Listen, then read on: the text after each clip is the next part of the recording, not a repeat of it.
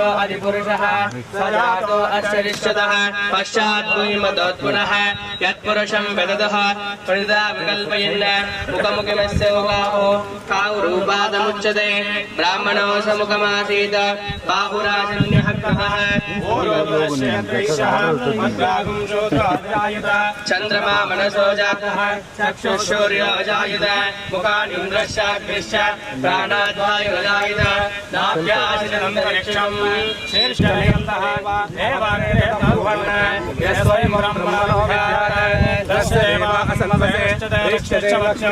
अहोरात्रे पाशे नक्षत्राणि रूपम् अश्विनो व्याप्तं इष्टं मनिषाण अम्मं मनिषाण ओम तत्सं योरारुणीमहे गागं यज्ञाय गागं यज्ञपदये दैवे स्वस्तिरस्तुनः स्वस्तिर्मानुषेभ्यः मोषं जगागवेशं शम्ना अस्तद्धिपते शञ्चजुष्पदे ओम शान्ति शान्ति शान्तिः ओम त्रयंबकं यजामहे सुगन्धिं पुष्टिवर्धनम् उर्वारुकमिव वन्दनां मृत्योर्मुक्षीयमामृतात् गुरुपद्मादिकङ्कणं धारयामि ओम भावगव नव भावगव मत्तव मागव मानव भवगव मत्तव मानर सरिगिरि मत्सरि मद्गिरि मन्नर सरिगिरि मद्धोताय जटपट निय जटपट मज्जट मत्पट मन्निय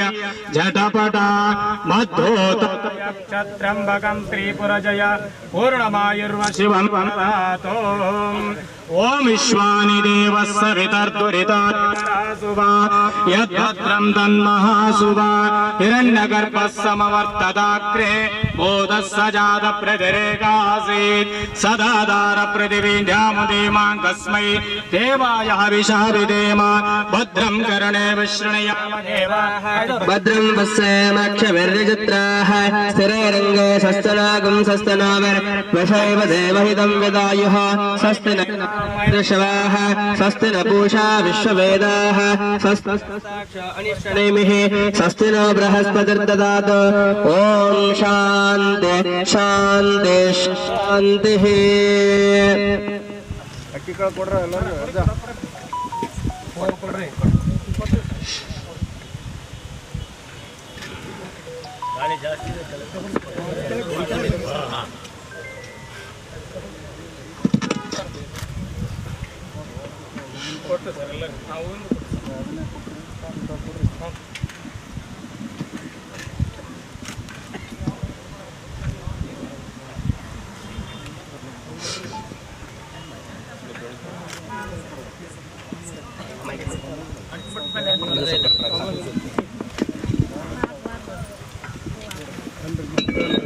श्री विश्वराध्याय मंगलम शिव विष्णुकपालाय मंगलम श्री विश्वराध्याय मंगलम शिव विष्णुकपालाय मंगलम विश्वेशजाताय विश्वादिबीजाय विश्वेशजाताय विश्वादिबीजाय श्री विश्ववन्द्याय मंगलम शिव विश्वैकपालाय मंगलम भवमूलभङ्गाय मंगलम शिव शिवलिङ्गसङ्गाय मंगलम भवमङ्गलाङ्गाय शिवलिङ्गचूडाय भवमङ्गलाङ्गाय शिवलिङ्गचूडाय कवितुङ्गसेहाय मंगलम शिव विश्वैकपालाय मंगलम शरणवन्द्याय मंगलम वर चरनीतिबोधाय मंगलम गुरुरूपधराय गुरुराजराजाय गुरुरूपधराय गुरुराजराजाय परिभूतदेहाय मंगलम शिव विश्वैकपालाय मंगलम काशीपुरेशाय मंगलम कवे काशीनाथेशाय मंगलम क्लेशापहाराय पाशप्रमोचाय क्लेशापहाराय पाशप्रमोचाय शेषादिमान्याय मंगलम शिव विश्वैकपालाय मंगलम विश्वेश्वराध्याय मङ्गलं शिव विश्वैकपालाय मङ्गलं शिव विश्वैकपालाय मङ्गलम् वन्दे शम्भुम् उमापतिं सुरगुरम् वन्दे जगत्कारणम् वन्दे पन्नगोचरं जगदरम् वन्दे पशूनां पदिम् वन्दे सूर्यशशाङ्कवैनिनयनम् वन्दे मुकुन्दप्रियम् वन्दे भक्तजनाश्रयं दोररम् वन्दे शिवं शङ्करम् ॐ व्योम व्योमाय विद्महे सूक्ष्म सूक्ष्माय धीमहि तन्नो शिवः प्रचोदयात् ॐ कात्यायनाय विद्महे कन्याकुमारी धीमहि तन्नो दुर्गे प्रचोदयात् ॐ गणाम्बिकै च विद्महे कर्मसिद्धियै च धीमहि तन्नो गौरी प्रचोदयात् ॐ राजाधिराजाय प्रसय्य सायिने नमो वयं वै श्रवणाय कुर्महे समे कामान् कामकामाय वयं कुबेराय वै श्रवणाय महाराजाय नमः वेदोक्तमन्त्रपुष्पाञ्जलिं समर्पयामि ॐ चैतन्यं शाश्वतं शान्तं व्योमातीतं निरञ्जनं नादबिन्दुकुलातीतं तस्मै श्रीगुरवे नमः शिवसाम्बते नमः पार्वतीपते शिव हर हर हर महादेव श्रीमज्जगद्गुरुपञ्चाचार्य महाराज की जगज्योति बसवेश्वर महाराज की श्री कालकालेश्वर महाराज की जय श्री वास्तुदेवता महाराज की जय आदित्यादि नवग्रह महाराज की जय दीपं करोति कल्याणम् आरोग्यं धनसम्पदम् दीपशोधिर्विनाशाय दीपशोधिर्नमोऽस्तुते सदाभ्यो नमः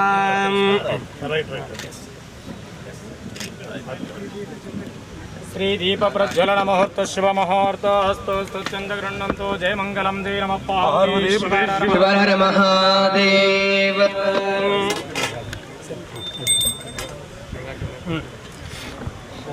कर्पूरगौरं करुणावतारं संसारपारं भुजगेन्द्रहारं सदा वसन्तं हृदयारविन्दे भवं भवानी सहितं नमामि कर्पूरमङ्गलवाणिराजनदीपयामि स्वस्ति रक्षां धारयामि स्वस्ति रक्षां धारयामि शतमानं भवति शतायुर्विश्वे प्रयेष्यति दीर्घमायुरस्तु शतसंवत्सरं दीर्घमायुः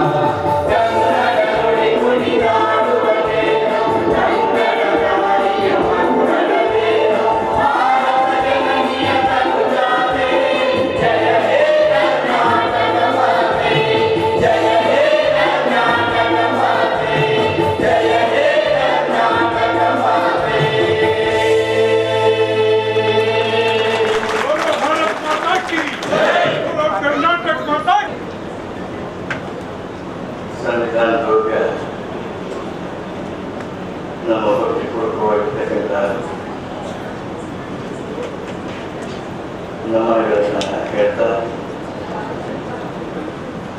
ವಿಜೇಂದ್ರಗಢದಲ್ಲಿ ನೂತನವಾಗಿ ನಿರ್ಮಿಸುತ್ತಿರುವ ದಿವಾಣಿ ಮತ್ತು AMFC ನ್ಯಾಯಾಲಯ ಕಟ್ಟಡದ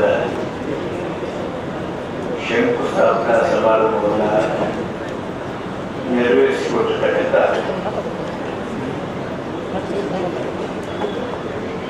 ಕರ್ನಾಟಕ ಉಚ್ಚ ನ್ಯಾಯಾಲಯದ ನ್ಯಾಯಮೂರ್ತಿಗಳು,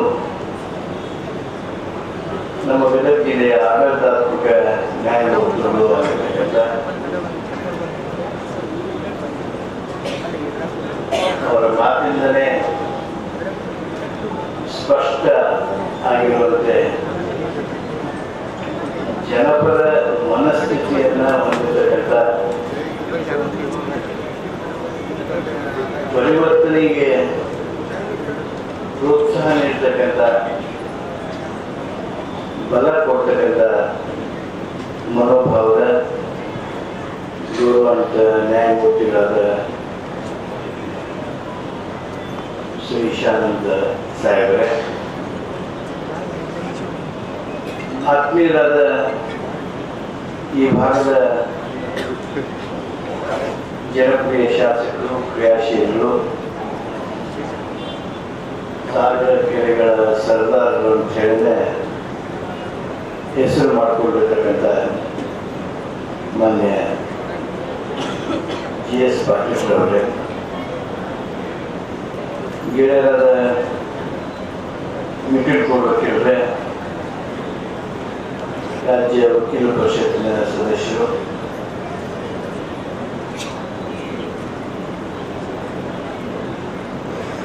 ನಮ್ಮ ಜಿಲ್ಲೆಯ ಪ್ರಧಾನ ಜಿಲ್ಲಾ ಮತ್ತು ಸತ್ರ ನ್ಯಾಯಾಧೀಶರಾಗಿರ್ತಕ್ಕಂಥ ಸನ್ಮಾನ್ಯ ಬಸವರಾಜರವರೇ, ಗೋಲ್ಡ್ ವಕೀಲರ ಸಂಘದ ಅಧ್ಯಕ್ಷರಾದ ಮಾನ್ಯ VS ಬಂಗಾರಿ ಅವರೇ, ಪ್ರಧಾನ ಕಾರ್ಯದರ್ಶಿಗಳಾದ ಫಾರೂಕಿ ಅವರೇ, VN ಪಾಟೀಲ್ರೇ, ನಮ್ಮ ಸರ್ಕಾರದ ಅಡಿಷನಲ್ ಅಡ್ವೊಕೇಟ್ ಜನರಲ್ ಆಗಿರ್ತಕ್ಕಂಥ ಮಾನ್ಯ ಮಲ್ಲಾರಾವ್ ಅವರೇ, ಹಿರಿಯ ವಕೀಲರು, ಬಹುಶಃ ವಿಜಯನಗರ ಅಷ್ಟೇ ಯಾಕೆ ನಮ್ಮ ಗದಗನ್ನು ಸೇರಿಸಿಕೊಂಡು ಸಹಿತ ಗದಗ ಜಿಲ್ಲೆಯ ಹಿರಿಯ ವಕೀಲರಾದ ಮಾನ್ಯ ಗುಡಿಸಾಗರವರೇ, ಗೆಳೆಯರಾದ IS ಪಾಟೀಲ್ರೇ, ಸಜ್ಜನ್ ವಕೀಲರೇ, ನಾಗವಾಣಿ ಅವರೇ, ಕೋಲ್ಕರ್ ಅವರೇ, ಹಿರಿಯ ವಕೀಲರಾದ MN ಹುಕ್ಕೋಟಿ ಅವರೇ, ನಡೆದಿರ್ತಕ್ಕಂಥ ಎಲ್ಲ ವಕೀಲ ಬಂಧುಗಳೇ, ವಕೀಲ ಸಹೋದರಿಯರೇ, ನೆರೆದಿರುವ ತಾಯಂದಿರೇ, ಸಹೋದರಿಯರೇ, ರೈತ ಬಂಧುಗಳೇ, ಮಿತ್ರರು, ಅಧಿಕಾರಿಗಳೇ, ನಮ್ಮ ಜೊತೆಗೆ ಮಾನ್ಯ ಗೋವಿಂದ ರೆಡ್ಡಿ ಅವರಿದ್ದಾರೆ,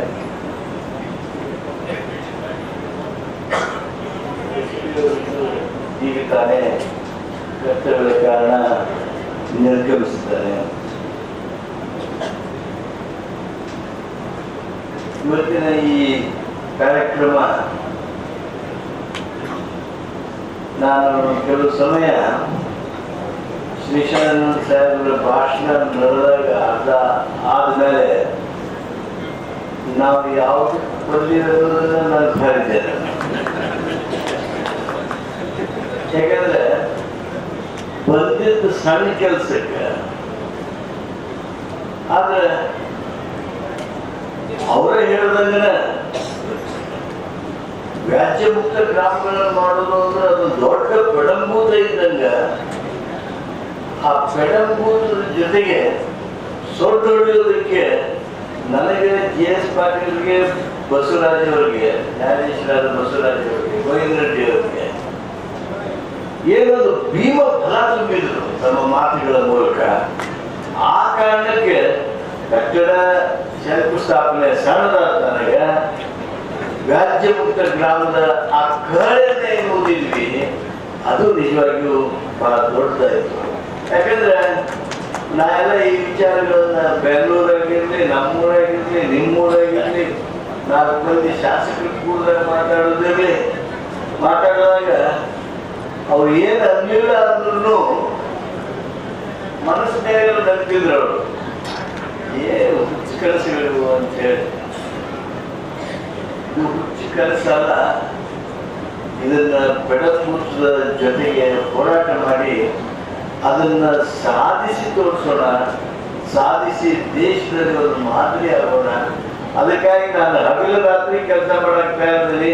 ನಾನು ನಿಮ್ಮ ಆಡಳಿತಾತ್ಮಕ ನ್ಯಾಯಮೂರ್ತಿಯಾಗಿದ್ದ ಸಂದರ್ಭದೊಳಗೆ ನಂದು ಎಷ್ಟು ಎನರ್ಜಿ ಸ್ಪೆಂಡ್ ಮಾಡಿಸ್ರಿ ಅಂತೇಳಿ ಏನೊಂದು ಬ್ಯಾಂಕ್ ಚೆಕ್ ಅನ್ನು ಕೊಟ್ಟರು.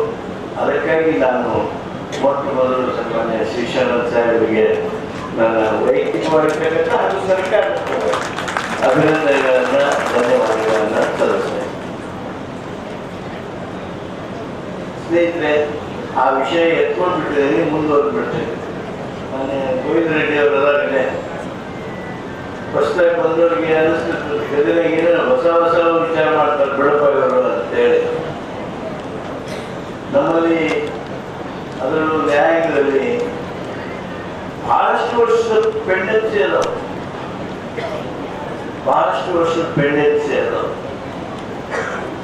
ನಾವು ಗ್ರಾಮಗಳನ್ನ ವ್ಯಾಜ್ಯ ಮುಕ್ತ ಮಾಡಬೇಕು ಅಂತ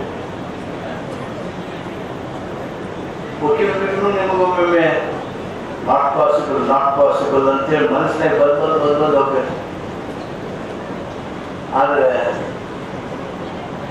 ನಿಮ್ಮೆಲ್ಲರಿಗೆ ಬಹಳ ಸಂತೋಷ ಆಗ್ತಕ್ಕಂಥ ಶ್ರೀಶಾನಂದ ಸಾಹೇಬರು he will find first opportunity to tell to his brother judges ಅಂತ ಮಾಹಿತಿ ಜೊತೆಗೆ ನಾನು ಹಂಚಿಕೆ ಮಾಡ್ಬೋದು. ನಮ್ಮ ಜಿಲ್ಲೆಯೊಳಗೆ ನಾವೇನು ಮೊನ್ನೆ ಶ್ರೀಶಾನಂದ ಸಾಹೇಬ್ ಜೊತೆಗೆ ಗದಗಿನಲ್ಲಿ ನಮ್ಮ ಲಾ ಪಾಲಿಸಿ ಪುಸ್ತಿಕೆಯನ್ನು ಕೊಟ್ಟಿದ್ದೆ. ಅದನ್ನು ಅವರು ಗಂಭೀರವಾಗಿ ನೋಡಿದ್ದಾರೆ, ಗಮನಿಸಿದ್ದಾರೆ. ನಮ್ಮ ಇಚ್ಛೆಯನ್ನ ಅರ್ಥೈಸಿಕೊಂಡಿದ್ದಾರೆ. ಎಲ್ಲಿ ಅದು ಸರಿ ಕಂಡದ ಅಲ್ಲಿ ಫಲ ನೀಡ್ತಾ ಇದ್ದಾರೆ. ನಾವೇನು ಪ್ರಾರಂಭ ಮಾಡಿದ್ದೇವೆ, ಕೆಲವು ಲಾ ಕಾಲೇಜುಗಳನ್ನ ತೆಗೆದುಕೊಂಡು ನಮ್ಮ ಗದಗಿನ ಬಾರ್ ಅಸೋಸಿಯೇಷನ್ನ ಸನ್ಮಾನ್ಯ ಪಾಟೀಲ್ರು ಇದ್ದಾರೆ, ದೇವೇಂದ್ರ ಪಾಟೀಲ್. ಅವತ್ತು ಅವ್ರ ಜೊತೆನೂ ಮಾತಾಡಿದ್ದೆ. ಕ್ರಿಮಿನಲ್ ಕೇಸಸ್ ನೋಡಿ, ನಾವು ಇಲ್ಲಿ ಎಲ್ಲ ಪಾರ್ಟಿಯವರು ನಾವು ಸದ್ಯ ಇಲ್ಲೇ ಈಗ ಹೋಗಿದ್ದಾರೆ ಅನ್ನೋದು ಗೊತ್ತಿಲ್ಲ. ಬೇರೆ ಪಾರ್ಟಿಯವರು ಪಾರ್ಟಿ ಲೆಕ್ಕ ಹಾಕಿರ್ತಾರಲ್ಲ ಅಂತ ಯಾರು ಅನ್ಬಾರ್ದು, ಸಾಹೇಬರಿಗೆ ಹೆಂಗೆ ಬರಬಾರ್ದು ಅಂತ ನಾನು ಮಾತ್ರ ಒಂದು ಹೆಸರು ಹೇಳಂಗಿಲ್ಲ.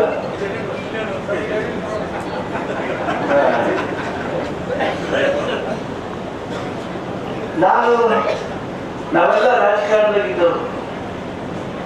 ಯಾರು ಜಗಳ ಬಂದ್ರೆ ಎಲ್ಲ ತಲೆಗೆ ಏನಿರ್ತದೆ, ನೀ ಜಗಳ ಬಿಡ್ಬೇಕು ನೋಡಿ, ಏನು ಬೇಕಾದಾಗಲ್ಲ. ಅವ್ರು ಎಷ್ಟರ ಮಾಡಿ ಅವ್ರು ಸಜ್ಜನ ನೀ ಜಗಳ ಬಿಡಕ್ಕೆ ಹೋಗ್ಬೇಡ ನೀನು ಅಂತ ಹೇಳ್ತೀವಿ ಅಂತ ಎಲ್ಲರೂ ತಿಳ್ಕೊಂಡಿರ್ತಾರೆ. ಅದು ಸುಧಾರಿಸಿಲ್ಲ. ನಮ್ಮ ಗದಗ ಜಿಲ್ಲೆಯೊಳಗೆ ಆ ವಾತಾವರಣ ಇಲ್ಲ. ನಾವು ಪೊಲೀಸ್ ಸ್ಟೇಷನ್ ಉಪಯೋಗ ಮಾಡಿಕೊಂಡು ರಾಜಕಾರಣ ಗದಗ ಜಿಲ್ಲೆಯೊಳಗೆ ನಮ್ಮ ಪಾರ್ಟಿಯವರಾಗಿ ಮತ್ತೊಂದು ಪಾರ್ಟಿಯವರಾಗಿ ಮಾಡೋದಿಲ್ಲ. ಮಾಡೋದ್ರಿಂದ ನಾವು ಸಹಿಸೋದು ಇಲ್ಲ. ನಮ್ಮ ಗದಗ ಜಿಲ್ಲೆಯೊಳಗೆ ಕ್ರಿಮಿನಲ್ ಕೇಸಸ್ ಪೊಲೀಸ್ ಸ್ಟೇಷನ್ ಕಟ್ಟಲೆಗಿಟ್ಲೆ ಅವರಿಗೂ 58 ಗ್ರಾಮಗಳು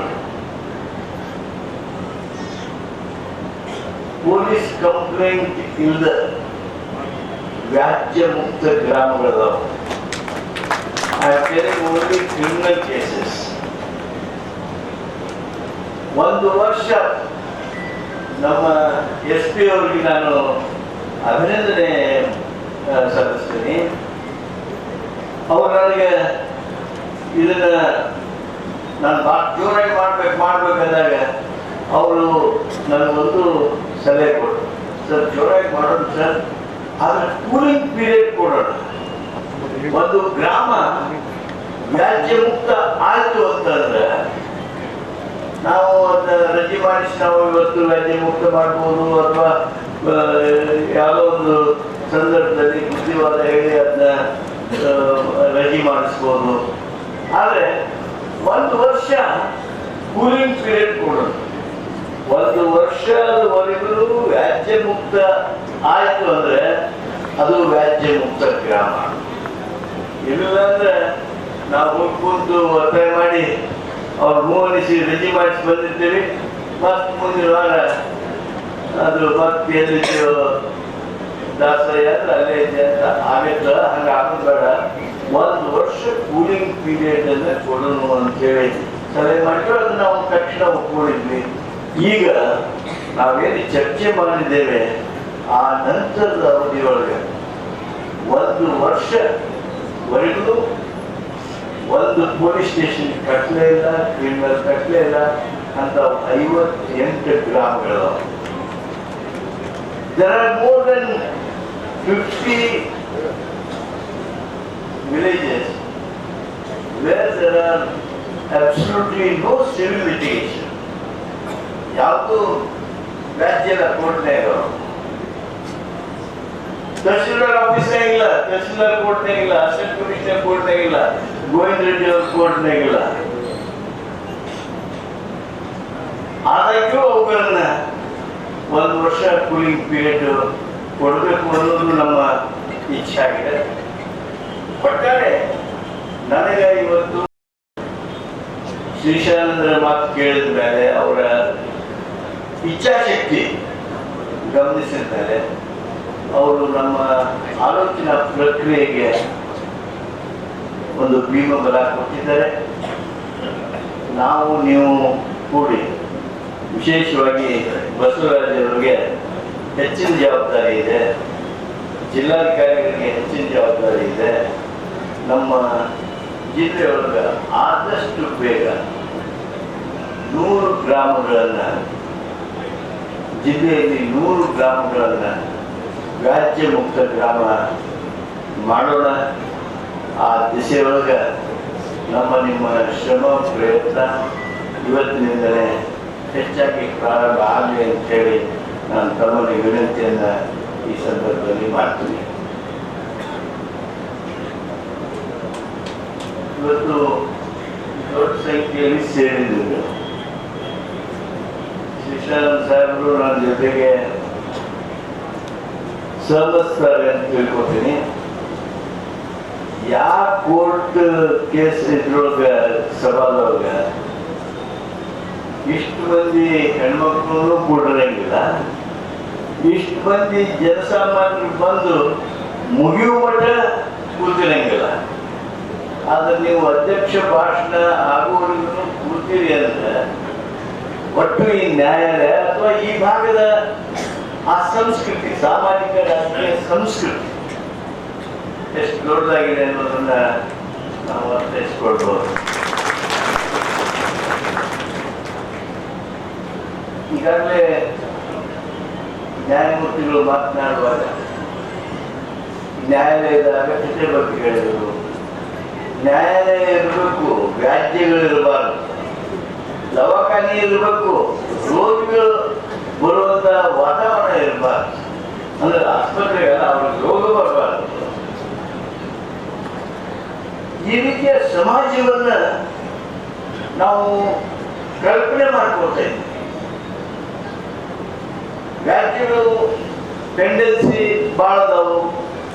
ಒಂದು ಮಾತು ಹೇಳಿದ್ರು, ವ್ಯಾಜ್ಯನ ಮಾಡೋದಕ್ಕೆ ಶಕ್ತಿ ಸಾಮರ್ಥ್ಯ ಇದ್ದವರು ಬಡತನ, ಅವಿದ್ಯಾವಂತಿಕೆ, ಅನ್ಯಾಯ ಇದೆ ಅವನಿಗೆ.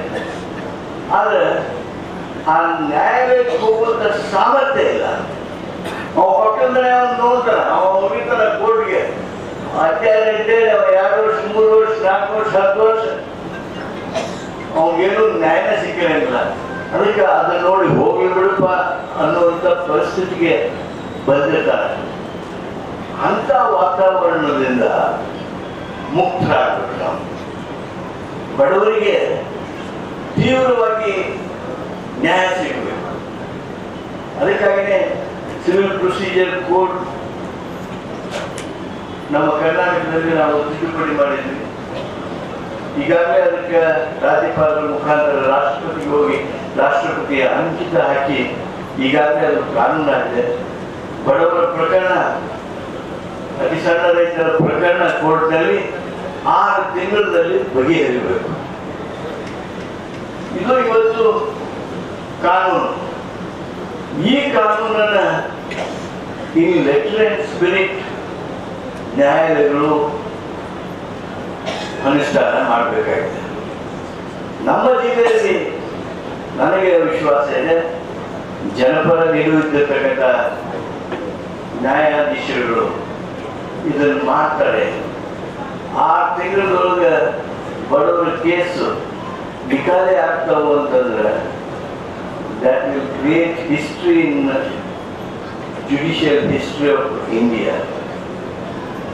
ಏನು ಕೇಸ್ಗಳು 30 ವರ್ಷ 40 ವರ್ಷದವರೆಗೆ ಪೆಂಡೆನ್ಸಿ ಇರ್ತಕ್ಕಂಥದ್ರೊಳಗೆ ಬಡವರ ಕೇಸ್ 6 ತಿಂಗಳೊಳಗೆ ಬಗೆಹರಿತು ಅಂತಂದ್ರೆ ಅದೊಂದು ದೊಡ್ಡ ಸಾಧನೆ ಆಗ್ತದೆ.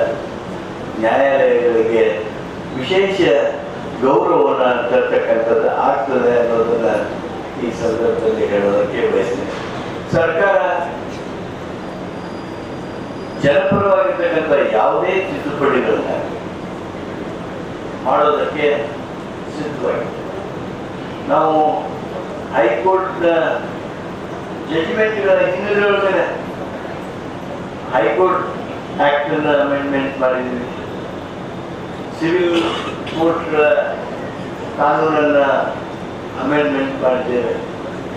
ಒಟ್ಟಾರೆ ಉದ್ದೇಶ ನ್ಯಾಯಾಲಯಗಳಿಗೆ ಹೆಚ್ಚಿನದಾಗಿರ್ತಕ್ಕಂಥ ಅಧಿಕಾರ ಕೊಡಬೇಕು, ಅವಕಾಶ ಕೊಡಬೇಕು, ಹಾಗೂ ವ್ಯಾಪ್ತಿ ಕೊಡಬೇಕು. ಅದನ್ನೆಲ್ಲ ಮಾಡೋದ್ರ ಮೂಲಕ ನಾವು ಸಾಕಷ್ಟು ಬದಲಾವಣೆಯನ್ನ ಇವತ್ತು ತರ್ತಾ ಇದ್ದೇವೆ. ಇನ್ನು ಹೈಕೋರ್ಟ್ನವರಾಗಲಿ supreme ಕೋರ್ಟ್ನವರಾಗಲಿ, why High Court or Supreme Court? Even the district court, even the subordinate court, unbarred ಮಾಡಿದ್ದಾರೆ, even other courts. These are the hurdles in the law. Government should wake up and take action ಅಂತ ಹೇಳಿ bar association ಅವರು ಹೇಳಿದ್ರು ಸಹಿತ middle court ಅವರ ನಿಮ್ಮ bar council of Karnataka ಹೇಳಿದ್ರು ಸಹಿತ ಬದಲಾವಣೆ ಮಾಡಿದೆ. ನೀವು ವಕೀಲರುಗಳು ಅಡ್ವೊಕೇಟ್ಸ್ ವೆಲ್ಫೇರ್ ಆಕ್ಟ್ ಸಲುವಾಗಿ ಬಡದಾಡ ಮುಂದೆ ಹೆಂಗೆ ಡೆಲಿಗೇಷನ್ ಮೇಲೆ ಡೆಲಿಗೇಷನ್ ತಗೊಂಡು ಆ ಮಂತ್ರಿ ಒಂದು 2 ನಿಮಿಷ ನಡಗಿರ್ಬೇಕಾಗಿ ವಿಧಾನಸೌಧದಾಗ ಅಷ್ಟು ಮಂದಿ ಎಷ್ಟು ಸಾತ್ರಿ ಹೆಂಗಾತ್ರಿ ಹಿಂಗಾತ್ರಿ ಅಂತೇಳಿ ಹೇಳುವಾಗ ನೀವು ಜೋಶ್ ಇರ್ತಿರ್ತಲ್ಲ, ಹಂಗ ಜನಪರವಾಗಿರ್ತಕ್ಕಂಥ ಕಾನೂನು ಮಾಡಬೇಕು, ಇದನ್ನ ಮಾಡಬೇಕು, ಇದರಿಂದ ತೊಂದರೆ ಆಗಿದೆ ಅನ್ನೋ ಯಾವುದೇ ಸಲಹೆ ಸೂಚನೆ ಮಾರ್ಗದರ್ಶನ ಬಂದರೆ ಅದನ್ನು ಸರ್ಕಾರ ಅತ್ಯಂತ ಮುಕ್ತವಾಗಿ ನೋಡ್ತದೆ, ಗಮನಿಸ್ತದೆ ಅನ್ನೋದನ್ನ ಈ ಸಂದರ್ಭದೊಳಗೆ ಹೇಳೋದಕ್ಕೆ ಬಯಸ್ತೀನಿ. ಸ್ನೇಹಿತರೆ, ಇವತ್ತಿನ ಕಟ್ಟಡ ಶಂಕುಸ್ಥಾಪನೆಯ ಕಾರ್ಯಕ್ರಮ ಅತ್ಯಂತ ಸಂತೋಷದ ವಾತಾವರಣದಲ್ಲಿ ಇವತ್ತು ನಡೆದು ಬಂದಿದೆ. BS ಪಾಟೀಲ್ರಿಗೆ ದೊಡ್ಡ ಜವಾಬ್ದಾರಿ. ಇದನ್ನು ನೀವು 3 ವರ್ಷ 4 ವರ್ಷ ಮಾಡಬೇಕು. ದ ಮಿನಿಮಮ್ ಪೀರಿಯಡ್ ನಿಮ್ಮ ಕಾಂಟ್ರಾಕ್ಟ್ ನೋಡಿ ಎಷ್ಟು ಪೀರಿಯಡ್ ಐತೆ ಅದಕ್ಕಿಂತ ತಿಂಗಳು 2 ತಿಂಗಳು ಮೊದಲೇ ಮುಗಿಸಿದ್ರಿ ಅಂದ್ರೆ ನಾವು ಮಾನ್ಯ ಶಿಕ್ಷಾನಂದ ಸಾಹೇಬರು ಇಲ್ಲ ಹೈಕೋರ್ಟ್ನಾಗ ಇರಲಿ ಇಲ್ಲ ಯಾವುದೋ ಒಂದು ದೊಡ್ಡ ಕೋರ್ಟ್ಗೆ ಹೋಗಲಿ ಅವ್ರಿಗೆ ಹೋಗಿ ನೋಡ್ರಿ, ನಾವು ನೀವು ಅಡಿಗೆಲ್ಲ ಹಾಕಿದ್ವಲ್ಲ ಅದು ಮುಗಿದ್ರಿ ಆಗ್ಲೇ, ಹೌದಾ ಇಷ್ಟು ಬೇಗ ಮುಗಿತ ಅಂತ ಅವ್ರು ಅನ್ನುವಂಗೆ ಈ ಕಟ್ಟಡವನ್ನು ಕಟ್ಟಿ ಮುಗಿಸ್ತೀರಿ. ಅವಾಗ ನಮ್ಮ ಜನರು ಬಹಳ ದಿವಸ ನೆನಪುಳಿದ್ದೇವೆ. ನೀವು ಇನ್ನೊಂದಿಬ್ಬರು ಅಡ್ಮಿನಿಸ್ಟ್ರೇಟಿವ್ ಜಡ್ಜ್ ಬಂದು ಹೋದ ಮೇಲೆ ಮಾಡಿದ್ರೆ ಅಂದ್ರೆ ಯಾರು ಹಾಕಿದ್ರಲ್ಲಿ ಕಟ್ಟಡಕ್ಕೆ ಶಂಕುಸ್ಥಾಪನೆ ಅಂತ ಕೇಳೋದು ಬರಬಾರ್ದು. ಅದನ್ನು ಮಾಡ್ತೀರಿ, ಸರ್ಕಾರವಾಗಿ ಅದನ್ನು ಮಾಡ್ತಿಲ್ಲ ಅನ್ನುವಂಥ ಭರವಸೆಯನ್ನು ನಮಗೆ ಈ ಸಂದರ್ಭದಲ್ಲಿ ನೀಡ್ತಾ, ನಾನು ಶ್ರೀಶಾನಂದ್ ಅವ್ರನ್ನ ಮೊದಲು ಭೇಟಿಯಾಗಿದ್ದು ಕೊಪ್ಪಳದಾಗ ನಾನೊಂದು ಮಾತು ಪ್ರಸ್ತಾಪ ಮಾಡಿದೆ. ಈ ಕೋರ್ಟ್ನ್ಯಾಗ ನೀವು ಹೆಸರುಗೊಂಡು ಹಾಜರು ಹೋ ಅಂತೇಳಿ ಗೌರವಸ್ಥ ಮಕ್ಕ ಕೆಳಗೆ ಮಾಡಿ ಅವನ ಹೆಸರು ಹೋದ್ರ ಮುಂದೆ ಕೂತಿರ್ತಾನ, ಕೂತಿರ್ತಾನೆ ಮಕ್ಕ ಕಚ್ಚಿ ಬಿಡ್ಕೊಂಡು ಒಳಗೆ ಬರ್ತಾನ. ವಿಟ್ನೆಸ್ ಇದ್ರು ಹಂಗ ಮಾಡ್ತಾರೆ, ಎಕ್ಸ್ಪರ್ಟ್ಸ್ ಬಂದ್ರು ಹಂಗ ಮಾಡ್ತಾರೆ. ನಮ್ಮಲ್ಲಿ ಕಡಿಮೆ ಅಂದ್ರೂ ಧಾರವಾಡ ಕೋರ್ಟ್ನ್ಯಾಗ ಇರ್ತದೆ, ಇಲ್ಲಿ ಕೋರ್ಟ್ನ್ಯಾಗೂ ಐತಿ ಅಂತ ನಾನು ತಿಳ್ಕೊಂಡೆ. ಎಲ್ಲ ವಕೀಲರು ಫೋನ್ ಹಾಕ್ತಾರೆ, ಅದು ನಿಲ್ಬೇಕು. ಅಮಾನವೀಯವಾಗಿರ್ತಕ್ಕಂಥ ವರ್ತನೆ ನ್ಯಾಯಾಲಯದಿಂದ ಬಂದ್ಬಿಟ್ರೆ, ಯಾಕಂದ್ರೆ ಒಬ್ಬ ಗೌರವಾನ್ವಿತ ವ್ಯಕ್ತಿ ಅವನಿಗೆ ವಾಟಕ್ಷಣೆ ಕರೆದ್ರೆ ಅಂದ್ರೆ ಅದಕ್ಕಿಂತ ಅಪಮಾನ ಏನು ನೋಡಿ. ಈ ನ್ಯಾಯಾಂಗ ವ್ಯವಸ್ಥೆ ಹೇಗೈತಿ ಅಂದ್ರೆ ಅದಕ್ಕೂ ಒಂದು ಏರ್ಪಾಡು ಮಾಡಬೇಕು. ಶ್ರೀಶಾನಂದ್ ಅವರು ನಮ್ಮ ಮಾರ್ಗದರ್ಶನ ಮಾಡಬೇಕು. ಯಾರು ಮ್ಯಾಲ ಕುಂತಿರ್ತಾರಲ್ಲ ಅವ್ರಿಗೆ ಪರಸ್ಪರ ಗೌರವ, ಪರಸ್ಪರ ಪ್ರಿವಿಲೇಜ್. ನಾವು ಅತಿ ಮ್ಯಾಲ ಕೂತವ್ರಿಗೆ ಮೈ ಲಾರ್ಡ್ ಅಂತೀವಿ, ಮತ್ತೆ ಡಿಸ್ಟ್ರಿಕ್ಟ್ ಕೋರ್ಟ್ ಕೆಳಗಿನ ಕೋರ್ಟ್ನಾಗ ಯುವರ್ ಆನರ್ ಅಂತೀವಿ. ವಕೀಲರು ನಮ್ಮ ನಿಮ್ಮ ಫೀಸ್ ತಗೊಂಡು ಬಡದಾಡ್ತಿರ್ತಾರೆ ಒಬ್ಬರಿಗೊಬ್ರು. ಅವ್ರಿಗೆ ಇವರು ಅವ್ರಿಗೆ ಮೈ ಲರ್ನೆಡ್ ಫ್ರೆಂಡ್ ಅಂತಾರ, ಅವ್ರು ಇವ್ರಿಗೆ ಮೈ ಲರ್ನೆಡ್ ಫ್ರೆಂಡ್ ಅಂತಾರ. ಆದ್ರೆ ಈ ವ್ಯವಸ್ಥೆ ನಮ್ಮನ್ನ ರಾಜ್ಯ ಐತಿ ಅಂತ ಹೇಳಿ ಬಂದವರು, ನಮ್ಮ ಸಲುವಾಗಿ ಕೋರ್ಟ್ಗಳು ನಡೆದಿರು, ನಮಗ ಸಾಮಾನ್ಯ ಜನರಿಗೆ ಗೌರವದ ಕೊರತೆ ಇರೋದನ್ನ ನಾ ಈ ಸಂದರ್ಭದೊಳಗ ಅವತ್ತು ಅಭಿವ್ಯಕ್ತ ಮಾಡಿದ್ದೆ. ಮಾನ್ಯ ಶ್ರೀಶಾಂತ್ ಅವರು ಇವತ್ತು ಹೆಂಗ ಜನಪರವಾಗಿರ್ತಕ್ಕಂಥ ಮಾತುಗಳ ಮೂಲಕ ನಮಗೆ ವಿಚಾರಿಸ ರೀತಿ ಮುಂದುವರಿದೆ ಅಂತೇಳಿ ಹೇಳಿದ್ರು, ಅದೇ ರೀತಿಯಾಗಿರ್ತಕ್ಕಂಥ ಒಂದು ಸ್ನೇಹಪರವಾಗಿರ್ತಕ್ಕಂಥ ಪದ ಅವತ್ತು ತುಂಬಿದ್ರು. ಇಂಥ ಮಹತ್ವದ ಪರಿವರ್ತನೆಗಳು ನಮ್ಮ ಗದಗಿನಿಂದ ಪ್ರಾರಂಭ ಆಗಲಿ, ಅದಕ್ಕೆ ಬಸವರಾಜಿಯವರು ವಿಶೇಷವಾಗಿರ್ತಕ್ಕಂಥ ನೀತಿಯೊಳಗೆ ನಮ್ಮ ಗದಗನ್ನು ಮುನ್ನಡೆಸಲಿ ಅಂತೇಳಿ ನಾನು ಹಾರೈಕೆ ಮಾಡ್ತಾ, ಮತ್ತೊಮ್ಮೆ ಈ ಕಟ್ಟಡ ಒಳ್ಳೆಯದಾಗಲಿ, ಕಟ್ಟಡದಲ್ಲಿ ಮಾತ್ರ ಕೇಸ್ ಕಡಿಮೆ ಇರಲಿ. ಯಾಕಂದ್ರೆ ಮಾಡಿದ್ದೀವ್ರಪ್ಪ ಗಜೇಂದ್ರ ಕೋರ್ಟು ಕೇಸ ಬರೋದಿಲ್ಲ ಅಂತ ಅನ್ನೋಂಗಾಗಲಿ. ಈ ಸ್ವಲ್ಪ ಗಜೇಂದ್ರಗಡದಾಗ ರೋಡ್ ಕಡೆ ಇದ್ದಂಗೆಲ್ಲ ಈ ಕ್ರಿಮಿನಲ್ ಕೇಸಸ್ ಜಾಸ್ತಿ, ಸಿವಿಲ್ ಕೇಸಸ್ ಕಡಿಮೆ ಇದೆ. ಹೌದಲ್ರಿ ಸ್ವಾಮಿಗಳ ಬಂಡಿಯವರ? ಸಿವಿಲ್ಲು ಕಡಿಮೆ ಆಗಬೇಕು, ಕ್ರಿಮಿನಲ್ ಕೇಸು ಕಡಿಮೆ ಆಗಬೇಕು. ಅಂತ ವಾತಾವರಣ ಬರಲಿ. ಈ ಕಟ್ಟಡ ಒಂದು ಹೊಸ ವಾತಾವರಣವನ್ನ ಈ ಭಾಗಕ್ಕೆ ತರೋದಕ್ಕೆ ಕಾರಣ ಆಗಲಿ ಅಂತೇಳಿ ಮತ್ತೊಮ್ಮೆ ಕನ್ನಡದಲ್ಲಿ ಹಾರೈಸ ಈ ಕಾರ್ಯಕ್ರಮದಲ್ಲಿ ಬಂದು ಶ್ರೀಶಾನಂದರ ಜೊತೆಗೆ, ಉಳಿದ ನ್ಯಾಯಮೂರ್ತಿಗಳ ಜೊತೆಗೆ, ನಮ್ಮೆಲ್ಲರ ಜೊತೆಗೆ ಇರುವಂಥ ಅವಕಾಶ ಕೊಟ್ಟು ಕೈಗೊಳಿಸ್ತಾನೆ. ಪ್ರಾರಂಭದಲ್ಲಿ ಜಾಗೃತ ದೇವರಾದಂಥ ಕಾಲ್ಕಾಲೇಶ್ವರನ ಪಾದಗಳಲ್ಲಿ ನಮಸ್ಕರಿಸಿ, ಇವತ್ತು ಗಜೇಂದ್ರಗಡ ತಾಲೂಕು ಮತ್ತು ಗಜೇಂದ್ರಗಡ ನಗರದಲ್ಲಿ ಒಂದು ಐತಿಹಾಸಿಕ ದಿನ. ಇವತ್ತು ಈ ಗಜೇಂದ್ರಗಢದಲ್ಲಿ ನೂತನ ನ್ಯಾಯಾಲಯ ಕಟ್ಟಡದ ಶಂಕುಸ್ಥಾಪನೆಯನ್ನು ನೆರವೇರಿಸಲಿಕ್ಕೆ ಆಗಮಿಸಿದಂಥ ನಮ್ಮ ಗೌರವಾನ್ವಿತ ನ್ಯಾಯಮೂರ್ತಿಗಳು, ಕರ್ನಾಟಕ ಉಚ್ಚ ನ್ಯಾಯಾಲಯ ಹಾಗೂ ನಮ್ಮ ಆಡಳಿತಾತ್ಮಕ ನ್ಯಾಯಮೂರ್ತಿಗಳು, ನಮ್ಮ ಗದಗ ಜಿಲ್ಲೆ ಆದಂಥ ಸನ್ಮಾನ್ಯ ಮತ್ತು ಹಿರಿಯರಾದಂಥ ಅನುಭವಿಗಳಾದಂಥ ಶ್ರೀ ಶೇಷಾನಂದ್ ಸಾಹೇಬ್ರೆ, ಕಾರ್ಯಕ್ರಮದ ಅಧ್ಯಕ್ಷತೆಯನ್ನು ವಹಿಸಿದಂಥ ನಮ್ಮೆಲ್ಲರ ನೆಚ್ಚಿನ ನಾಯಕರು, ಕರ್ನಾಟಕ ರಾಜ್ಯದ ಕಾನೂನು, ನ್ಯಾಯ, ಮಾನವ ಹಕ್ಕುಗಳು ಮತ್ತು ಸಂಸದೀಯ ವ್ಯವಹಾರಗಳ ಶಾಸನ ರಚನೆ ಮತ್ತು ಪ್ರವಾಸೋದ್ಯಮ ಸಚಿವರಾದಂಥ ಮತ್ತು ನಮ್ಮ ಗದಗ ಜಿಲ್ಲೆ ಉಸ್ತುವಾರಿ ಸಚಿವರಾದಂಥ ಸನ್ಮಾನ್ಯ HK ಪಾಟೀಲ್ರೇ, ಯಾವತ್ತು ಆತ್ಮೀಯ ಬಂಧುಗಳೇ, ತಾಯಂದ್ರೆ, ಮಾಧ್ಯಮದ ಸ್ನೇಹಿತರೆ, ನಿಜವಾಗಿಯೂ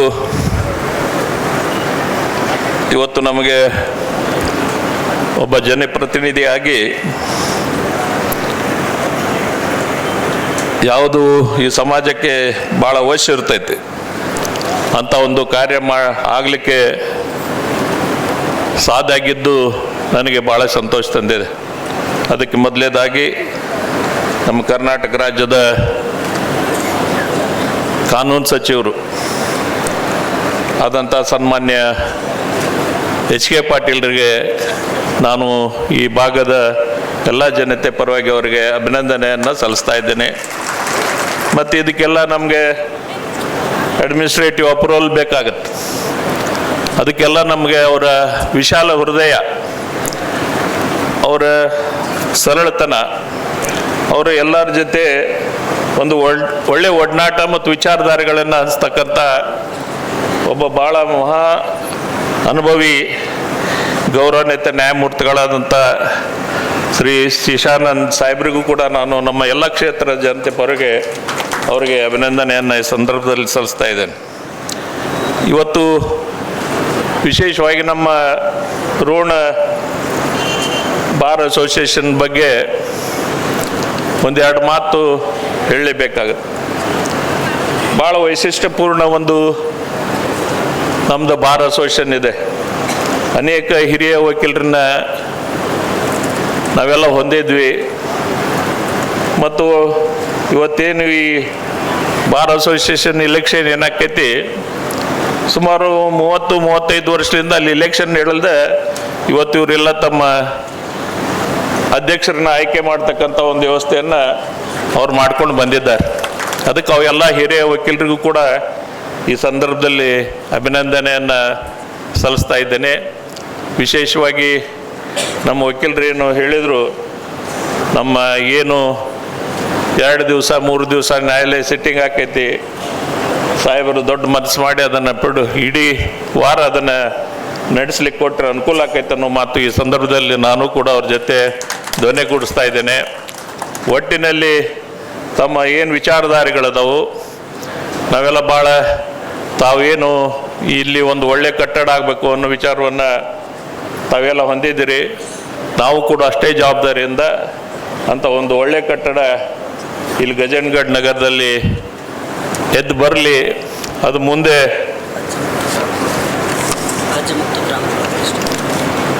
ಮುಂದೆ ಈ ಭಾಗದ ಎಲ್ಲ ಪಕ್ಷಿಗಾರರಿಗೆ ಅದು ಅನುಕೂಲ ಆಗಲಿ ಅನ್ನೋ ವಿಚಾರವನ್ನು ಈ ಸಂದರ್ಭದಲ್ಲಿ ಹೇಳ್ಕೊಂಡು ನಾನು ಹೆಚ್ಚಿಗೆ ಮಾತನಾಡಿದೆ. ಅವರು ಏನು ಅನೇಕ ಮಾರ್ಗದರ್ಶನಗಳನ್ನು ಭಾಳ ಸೂಕ್ಷ್ಮವಾಗಿ ಇವತ್ತಿನ ನ್ಯಾಯವಾದಿಗಳಿಗೆ ಅವರ ಸಾಹೇಬರು ತಿಳಿಸಿದ್ದಾರೆ. ಅವೆಲ್ಲ ಇವತ್ತಿನ ಕಾಲದಲ್ಲಿ ಬಹುಶಃ ಸಮಾಜದಲ್ಲಿ ಎಲ್ಲರೂ ಅಪೇಕ್ಷೆ ಮಾಡ್ತಕ್ಕಂಥ ವಿಚಾರಗಳು. ಅವನ್ನ ನಾವು ಮುಂದಿನ ದಿನಮಾನಗಳಲ್ಲಿ, ಯಾಕಂದರೆ ನಮ್ಮ ಗದಗ ಜಿಲ್ಲೆ, ಅದರಲ್ಲಿ ವಿಶೇಷವಾಗಿ ರೋಣ ತಾಲೂಕು, ಇಲ್ಲಿರ್ತಕ್ಕಂಥ ಸಂಸ್ಕೃತಿ ಸಂಸ್ಕಾರನೇ ಬೇರೆ. ಎಲ್ಲ ಒಂದು ರೀತಿ ಹೊಸ ನಮ್ಮ ರಾಜಕೀಯ ನಾಯಕರು ಜೊತೆಗೆ ನಮಗೊಂದು ಹೊಸ ಹೊಸ ವಿಚಾರಗಳು, ಆಯಾಮಗಳು. ಈಗ ಹೇಳಿದರು, ಯಾವಾಗ ನಮ್ಮ ಸಚಿವರು ಯಾವುದೇ ಇಲಾಖೆಯಲ್ಲಿ ತೆಗೆದುಕೊಂಡಾಗ ಆ ಇಲಾಖೆಗೆ ಸಂಬಂಧಪಟ್ಟಂಥ ಇವತ್ತು ಸಮಾಜಕ್ಕೆ ಉಪಯುಕ್ತ ಆಗ್ತಕ್ಕಂಥ ಕಾರ್ಯಕ್ರಮಗಳನ್ನು ಮಾಡುವಲ್ಲಿ ಭಾಳ ಯಶಸ್ವಿಯಾಗಿದ್ದಾರೆ. ಹಾಗೆ ಇವತ್ತು ನಮ್ಮ ಚೀಫ್ ಜಸ್ಟಿಸ್ ಅವ್ರು ಹೇಳ್ದಂಗೆ ಅವರು ನಮ್ಗೆ ಈ ವ್ಯಾಜ್ಯ ಮುಕ್ತ ಗ್ರಾಮಗಳು ಇದನ್ನು ಮಾಡೋನ್ರಿ GS ಪಾಟೀಲ್ರೇ, ನಾವು ಬೇರೆ ಜಿಲ್ಲೆ ಬಗ್ಗೆ ಇದನ್ನು ಮಾಡೋದು ಬೇಡ, ಆದಷ್ಟು ನಮ್ಗೆ ಈಗಾಗಲೇ ಒಂದು ಗಡುವು ಕೊಟ್ಟಿದ್ರು ಅವ್ರು, ಇಷ್ಟು ದಿವಸದಲ್ಲಿ ಇಷ್ಟು ಗ್ರಾಮಗಳು ಆಗುವಂಥ ಒಂದು ವ್ಯವಸ್ಥೆಯನ್ನು ಮಾಡೋಣ. ಆದರೂ ವಿಶೇಷವಾಗಿ ಅದಕ್ಕೆ ನಾವು ಭಾಳ ಸಮೀಪ ಬಂದಿದ್ದೇವೆ. ಯಾಕಂದ್ರೆ ಈಗ ಗಜೇನ್ಗಢ ನಮ್ಮ ತಹಶೀಲ್ದಾರ್ ಆಫೀಸ್ನಲ್ಲಿ ಒಂದೇ ಕೇಸ್ ಇದೆ. ಹಿಂಗೆ ರೋಣ ಇವು ಎಲ್ಲ ನಮಗೆ ಭಾಳ ಹತ್ತಿರ. ಮತ್ತು ಪೊಲೀಸ್ ಸ್ಟೇಷನ್ನಲ್ಲಿ ಕೂಡ ಎಲ್ಲ ಕೇಸ್ಗಳನ್ನು ಭಾಳ ಕಡಿಮೆ ಅಂತರಕ್ಕೆ ತಂದಿದ್ದೇವೆ. ಅದಕ್ಕೆ ಇವತ್ತು ನಾವು ಬೆಳಗ್ಗೆ ಸಾಹೇಬ್ರ ಜೊತೆ ಚರ್ಚೆ ಮಾಡ್ತಕ್ಕಂಥ ಒಂದು ವ್ಯವಸ್ಥೆಯಲ್ಲಿ ಭಾಳ ಅವ್ರಿಗೆ ಮೆಚ್ಚುಗೆ ಪಟ್ಟಿದ್ರು ಅವರು. ಅದಕ್ಕಿಂತವೆಲ್ಲ ಮಾಡಿದರೆ ನಿಮ್ಮ ಜಿಲ್ಲೆಗೆ, ನಿಮ್ಮ ತಾಲೂಕಿನ ಯಾರು ಅದ ವ್ಯವಸ್ಥೆಯಲ್ಲಿ ತಾವೆಲ್ಲ ಭಾಗವಹಿಸ್ತಾರೋ ಅವ್ರಿಗೆಲ್ಲ ಭಾಳ ಗೌರವವನ್ನು ಕೊಡಿಸ್ತಕ್ಕಂಥ ಒಂದು ವ್ಯವಸ್ಥೆ ಮಾಡ್ತೇನೆ ಅನ್ನೋ ಮಾತನ್ನು ನಮ್ಮ ಮುಖ್ಯ ನ್ಯಾಯಾಧೀಶರು ಇವತ್ತು ನಮಗೆಲ್ಲ ತಿಳಿಸಿದ್ದಾರೆ. ಅದಕ್ಕೆ ಇವೆಲ್ಲ ವಿಚಾರಗಳನ್ನು ಇಟ್ಟುಕೊಂಡು ಆದಷ್ಟು ಇವೆಲ್ಲ ವಿಚಾರಗಳನ್ನು ತಾವೆಲ್ಲ ಮಾಡಬೇಕು. ಬೇಗ ಈ ಕಟ್ಟಡ ಎದ್ದು ಬರಲಿ. ಯಾಕಂದರೆ ಇದೊಂದು ಇತಿಹಾಸ ಅಂತ ಹೇಳಿದೆ. ಈ ಇತಿಹಾಸದ ಒಂದು ಪುಟಗಳಲ್ಲಿ ಇವತ್ತು ಗಜೇಂದ್ರಗಡ ನಗರದಲ್ಲಿ ಇವತ್ತು ನಮ್ಮ ಕೋರ್ಟ್ ಬಿಲ್ಡಿಂಗ್ ಹೋಗ್ತೀವತ್ತು. ಅದಕ್ಕೆ ಅದನ್ನು ಬೇಗ ಕಟ್ಟಡ ಮುಗಿಸ್ಲಿ, ಒಳ್ಳೆಯ ಕಟ್ಟಡ ಆಗಲಿ, ಮತ್ತು ಅದ್ರಾಗ ನಿಮ್ಮೆಲ್ಲ ನ್ಯಾಯವಾದಿಗಳ ಒಂದು ಭವಿಷ್ಯ ಉಜ್ವಲ ಆಗಲಿ ಅಂತ ಹಾರೈಸಿ ನಾನು ಎರಡು ಮಾತು ಮುಗಿಸ್ತಾ ಇದ್ದೀನಿ. ಗದಗ ಅಂದರೆ HK ಪಾಟೀಲು, HK ಪಾಟೀಲ್ ಅಂದರೆ ಗದಗ ಅಂತ. ಜನಾನುರಾಗಿಗಳಾಗಿ ರಾಜ್ಯದ ರಾಜಕೀಯದಲ್ಲಿ ತಮ್ಮ ತಂದೆಯವರ ಕಾಲದಿಂದ ಇಂದಿನವರೆಗೂ ಒಂದು ವಿಶಿಷ್ಟ ಛಾಪನ್ನು ಮೂಡಿಸಿರ್ತಾರೆ. ಹಲವಾರು ಜವಾಬ್ದಾರಿಗಳನ್ನು ಅತ್ಯುತ್ತಮವಾಗಿ ನಿರ್ವಹಿಸಿರ್ತಾರೆ. ಆ ನಿಟ್ಟಿನಲ್ಲಿ ಪದೇ ಪದೇ ಜನರ ಒಂದು ಸೇವೆ ಮಾಡಲು ತಾವೆಲ್ಲ ಅವ್ರಿಗೆ ಅವಕಾಶ ಮಾಡಿಕೊಟ್ಟಿದ್ದೀರಿ. ಸದ್ಯದ ಪರಿಸ್ಥಿತಿಯಲ್ಲಿ ಕಾನೂನಿನ ಮಂತ್ರಿಗಳಾಗಿದ್ದಾರೆ. ಹಾಗಾಗಿ ಈ ಒಂದು ಕಾರ್ಯಕ್ರಮಕ್ಕೆ ವಿಶೇಷ ಮೆರುಗು ಅವರಿರ್ತಕ್ಕಂಥದ್ದು. ಹಾಗೆ ಈ ಭಾಗದ ಶಾಸಕರಾಗಿ ಪುನಃ ಜನಾನುರಾಗಿಗಳಾಗಿರ್ತಕ್ಕಂಥವರು ಬೆಳಗ್ಗೆ HK ಪಾಟೀಲರು ಅವರ ಮನೆತನದ ಪರಿಚಯವನ್ನು ಮಾಡಿಸ್ಕೊಟ್ರು. ನನಗೆ ವೈಯಕ್ತಿಕವಾಗಿ GS ಪಾಟೀಲ್ ಅವರ ಪರಿಚಯ ಇವತ್ತೇ ಆಗಿದ್ದು. ಆದರೆ ಸಣ್ಣ ಒಂದು ಸಂವಾದದಲ್ಲಿ ಅವರು ಎಷ್ಟು ಜನಪರ ಕಾಳಜಿಯನ್ನು ವಹಿಸಿದ್ದಾರೆ ಅನ್ನೋದು ಗೊತ್ತಾಗ್ತಾ ಇದೆ. ಅವರು ಇವತ್ತಿನ ಕಾರ್ಯಕ್ರಮದಲ್ಲಿ ನಮ್ಮ ಜೊತೆಗೆ ಭಾಗಿಯಾಗಿದ್ದಾರೆ. ಸಣ್ಣ ಸಮಯದಲ್ಲಿ ಗದಗವನ್ನು ಒಂದು ಹೊಸ ನಿಟ್ಟಿನಲ್ಲಿ ತೆಗೆದುಕೊಂಡು ಹೋಗ್ತಕ್ಕಂಥ ಕೆಲಸವನ್ನು ಜಿಲ್ಲಾಧಿಕಾರಿಗಳು ಮಾಡಿದ್ದಾರೆ. ಈಗಾಗಲೇ ಸಾಕಷ್ಟು ಕಾರ್ಯಕ್ರಮಗಳನ್ನ ನಡೆಸ್ಕೊಂಡು ಹೋಗ್ತಾ ಇದ್ದಾರೆ. ಸುಮಾರು 2.5 ವರ್ಷಗಳಿಂದ ನಿಮ್ಮೆಲ್ಲರ ಜೊತೆ ಇದ್ದು ಅಚ್ಚುಕಟ್ಟಾಗಿ ಗದಗ ಜಿಲ್ಲೆ ಇಡೀ ಪ್ರಪಂಚಕ್ಕೆ ಇವತ್ತು ಇಂಟರ್ನೆಟ್ ಬಂದ ಮೇಲಿಂದ ಎಲ್ಲೋ ಮೂಲೆಯಲ್ಲಿ ಕೂತಿರ್ತಕ್ಕಂಥ ಆಸ್ಟ್ರೇಲಿಯಾದವರು, ಅಮೇರಿಕಾದವರು ಈ ಗದಗ್ನಲ್ಲಿ ನಡೀತಿರ್ತಕ್ಕಂಥ ಕಾರ್ಯಕ್ರಮವನ್ನು ವೀಕ್ಷಣೆ ಮಾಡ್ತಕ್ಕಂಥ ಅವಕಾಶ ಇದೆ. ಅಂತಹ ಗುರುತರ ಜವಾಬ್ದಾರಿಯನ್ನು ಹೊತ್ತಿರ್ತಕ್ಕಂಥ ಮಾಧ್ಯಮ ಮಿತ್ರರೇ, ಯಾಕೆ ಒಂದು ನ್ಯಾಯಾಲಯ ಬೇಕು ಅನ್ನೋ ಪ್ರಶ್ನೆ ಉದ್ಭವ ಆಗುತ್ತೆ. ಅದನ್ನು ನೋಡ್ತಾ ಹೋದಾಗ ವೆಸ್ಟರ್ನ್ ಜೂರಿಸ್ಪ್ರುಡೆನ್ಸ್ ಅಂದರೆ ಪಾಶ್ಚಿಮಾತ್ಯರ ಪ್ರಕಾರದಲ್ಲಿ ಅವನ ಕಾರಣಕ್ಕೆ ಅವನೇ ನ್ಯಾಯಾಧೀಶನಾಗಬಾರ್ದು ಅನ್ನೋ ವಿಚಾರ ಬರುತ್ತೆ. ನಮಗೇನದು ಹೊಸದಲ್ಲ. ರಾಮಾಯಣವನ್ನು ರಚಿಸ್ತಿರ್ತಕ್ಕಂಥ ವಾಲ್ಮೀಕಿ ಮಹರ್ಷಿಗಳು ತಮ್ಮ ಪೂರ್ವದ ಜೀವನದ ಭಾಗದಲ್ಲಿ ರತ್ನಾಕರ ಅಂತ ಇರ್ತಾರೆ ಅಂತ ತಿಳಿದು ಬಂದಿರತಕ್ಕಂಥದ್ದು. ಆ ರತ್ನಾಕರ ಅಂತ ಆಗಿದ್ದಾಗ ಅವರು ಸೈನ್ಯದಲ್ಲಿ ಸೇರಿಕೊಂಡಿರ್ತಾರೆ. ಸೈನ್ಯದಲ್ಲಿ ಆಗಿರ್ತಕ್ಕಂಥ ರಾಜನ ಕಾಲದಲ್ಲಿ ದುರಾಡಳಿತವನ್ನು ವಿರೋಧಿಸಿ ಅದರ ವಿರುದ್ಧ ಸಿಡಿದೆದ್ದು ಸಮಾಜದಿಂದ ಹೊರಗಡೆ ನಿಂತು ಒಂದು ಕಾಡಿನಲ್ಲಿ ವಾಸ ಇತ್ಕೊಂಡು ಹೋಗೋರು ಬರೋರ್ನೆಲ್ಲರನ್ನು ತೊಂದರೆ ಕೊಟ್ಕೊಂಡು ಅಲ್ಲಿಂದ ಸಂಪಾದನೆ ಮಾಡಿ ತನ್ನ ಉದರ ಪೋಷಣೆ ಸಂಗಡಿಗರ ಪೋಷಣೆ ಮಾಡ್ತಿರ್ತಾನೆ ಅನ್ನೋದು ಪ್ರತೀತಿ ಕತೆ. ಹೇಗೂ ಇರಲಿ, ಆಗ ಅವ್ರಿಗೆ ಮನಪರಿವರ್ತನೆ ಆಗುವಂಥ ಒಂದು ಸಂದರ್ಭ ಬರುತ್ತೆ. ಆ ಸಂದರ್ಭ ಬಂದಾಗ ಆ ಭಾಗದಲ್ಲಿ ಒಬ್ಬ ಋಷಿಮುನಿಗಳು ಹೋಗ್ತಿರ್ತಾರೆ. ಯಾಕಪ್ಪ ಇಲ್ಲಿ ಕೂತ್ಕೊಂಡಿದ್ಯಾ ಕಾಡಿನಲ್ಲಿ, ಯಾರಿಗಾದ್ರು ಹೆದರ್ಕೊಂಡಿದ್ಯಾ ಅಂತ ಕೇಳ್ತಾನೆ. ಅವನ ಹತ್ರ ಕೊಡ್ಲಿ ಇರುತ್ತೆ, ತೋರಿಸ್ತಾನೆ. ಯಾರಿಗೆ ಹೆದರೋದು ನಾನು? ಯಾರಿಗೂ ಹೆದರೋದಿಲ್ಲ ನಾನು ಅಂತಾನೆ. ರಾಜ್ಯಂಗೆ ಹೆದರ್ತೀಯಾ? ಇಲ್ಲ. ಮತ್ತು ಯಾರಿಗೆ ಹೆದರ್ತೀಯಾ ಅಂತ. ಪಾಪ ಪುಣ್ಯಕ್ಕೆ ಹೆದರ್ತೀಯಾ ನೀನು ಅಂತ ಕೇಳ್ತಾನೆ. ಯಾರೋ ಮುನಿಗಳು ಮಹರ್ಷಿಗಳು ರತ್ನಾಕರನ್ ಕೇಳ್ತಾರೆ, ಪಾಪ ಪುಣ್ಯಕ್ಕೆ ಹೆದರ್ತೀಯ ನೀನು ಅಂತ. ಪಾಪ ಹಾಗಂದ್ರೇನು? ನಾನು ಮಾಡ್ತಿರೋದು ಸರಿಯಾಗಿದೆ ಅಂತ ಹೇಳ್ತಾರೆ. ನೀನು ಮಾಡ್ತಿರೋದು ಸರಿಯಾಗಿದೆಯೋ ಇಲ್ವೋ, ಮತ್ತು ಈ ಕೃತ್ಯದಲ್ಲಿ ನಿನಗೆ ಭಾಗಿದಾರರು ಯಾರಿರ್ತಾರೆ ಅನ್ನೋದನ್ನು ತೀರ್ಮಾನ ಮಾಡೋನು ನೀನಲ್ಲ, ಅದಕ್ಕೆ ಬೇರೆಯವರೊಬ್ಬರು ಬೇಕು ಅಂತ ಕೇಳ್ತಾರೆ. ಯಾರನ್ನ ಮಾಡ್ಕೋತೀಯೋ ಮಾಡ್ಕೋ ಅಂತ ಹೇಳ್ತಾರೆ. ಯಾರನ್ನೂ ಬೇಡಪ್ಪ, ನಿನ್ನ ತಂದೆನ ಹೋಗಿ ಕೇಳು, ನಿನ್ನ ಹೆಂಡತಿಯನ್ನು ಕೇಳು, ನಿನ್ನ ಮಕ್ಕಳನ್ನು ಕೇಳು, ನೀನು ಮಾಡ್ತಿರ್ತಕ್ಕಂಥ ಕೃತ್ಯಕ್ಕೆ ಅವರು ಏನಾದರೂ ಭಾಗವನ್ನು ತಗೋತಾರಾ ಅಂತ ಕೇಳ್ತಾನೆ. ಯಾಕೆ ತಗೊಳ್ಳಲ್ಲ? ಎಲ್ಲ ಅವ್ರಿಗೋಸ್ಕರನೇ ಮಾಡ್ತಿರ್ತಕ್ಕಂಥದ್ದು ಅಂತ. ಇವತ್ತು ನೀವು ಕೇಳಿ ನೋಡಿ ಮನೆಯಲ್ಲಿ, ಯಾರಿಗೋಸ್ಕರ ಸಂಪಾದನೆ ಮಾಡ್ತೀನಿ? ಹೆಂಡತಿ ಮಕ್ಳಿಗೆ ಸಂಪಾದನೆ ಮಾಡ್ತಿದ್ದೀನಿ ಅಂತ. ಪಾಪ ಪುಣ್ಯದ ಬಗ್ಗೆ ಚರ್ಚೆ ವಿಚರ್ಚೆ ಆಗುತ್ತೆ. ಹೋಗಿ ಕೇಳ್ಕೊಂಡು ಬಾ, ನಾನು ಇಲ್ಲೇ ಇರ್ತೀನಿ ಅಂತ ಹೇಳ್ತಾರೆ ಮಹರ್ಷಿಗಳು. ಆಗ ಹೇಳಿದಾಗ ರತ್ನಾಕರ ತನ್ನ ಮನೆಗೆ ಹೋಗ್ತಾನೆ. ಸ್ವಲ್ಪ ವಯಸ್ಸಾದ ತಂದೆ, ಮಬ್ಬು ಕಣ್ಣು, ಅಲ್ಲೇ ಮಂಚದ ಮೇಲೆ ಕೂತಿರ್ತಾರೆ. ಯಾಕೆ ರತ್ನಾಕರ ಬೇಗ ಬಂದ್ಬಿಟ್ಟು ಇವತ್ತು, ಯಾವ್ದಾದ್ರು ದೊಡ್ಡ ಮಾಲ್ ಸಿಕ್ತಾ ಅಂತ ತಂದೆ ಕೇಳ್ತಾನೆ. ಅವನಿಗೆ ಮೊದಲೇ ಕೋಪದಲ್ಲಿ ಕುದ್ದು ಹೋಗ್ತಾ ಇರ್ತಾನೆ ರತ್ನಾಕರ. ತಂದೆ ಈ ಪ್ರಶ್ನೆ ಕೇಳ್ತಾನೆ. ಸೀದಾ ಹೋಗ್ತಾನೆ ಹೆಂಡತಿ ಹತ್ರ. ನನ್ನ ಪಾಪಕರ್ಮದಲ್ಲಿ ನೀನು ಭಾಗಿಯಾಗ್ತೀಯ ಅಂತ ಕೇಳ್ತಾನೆ.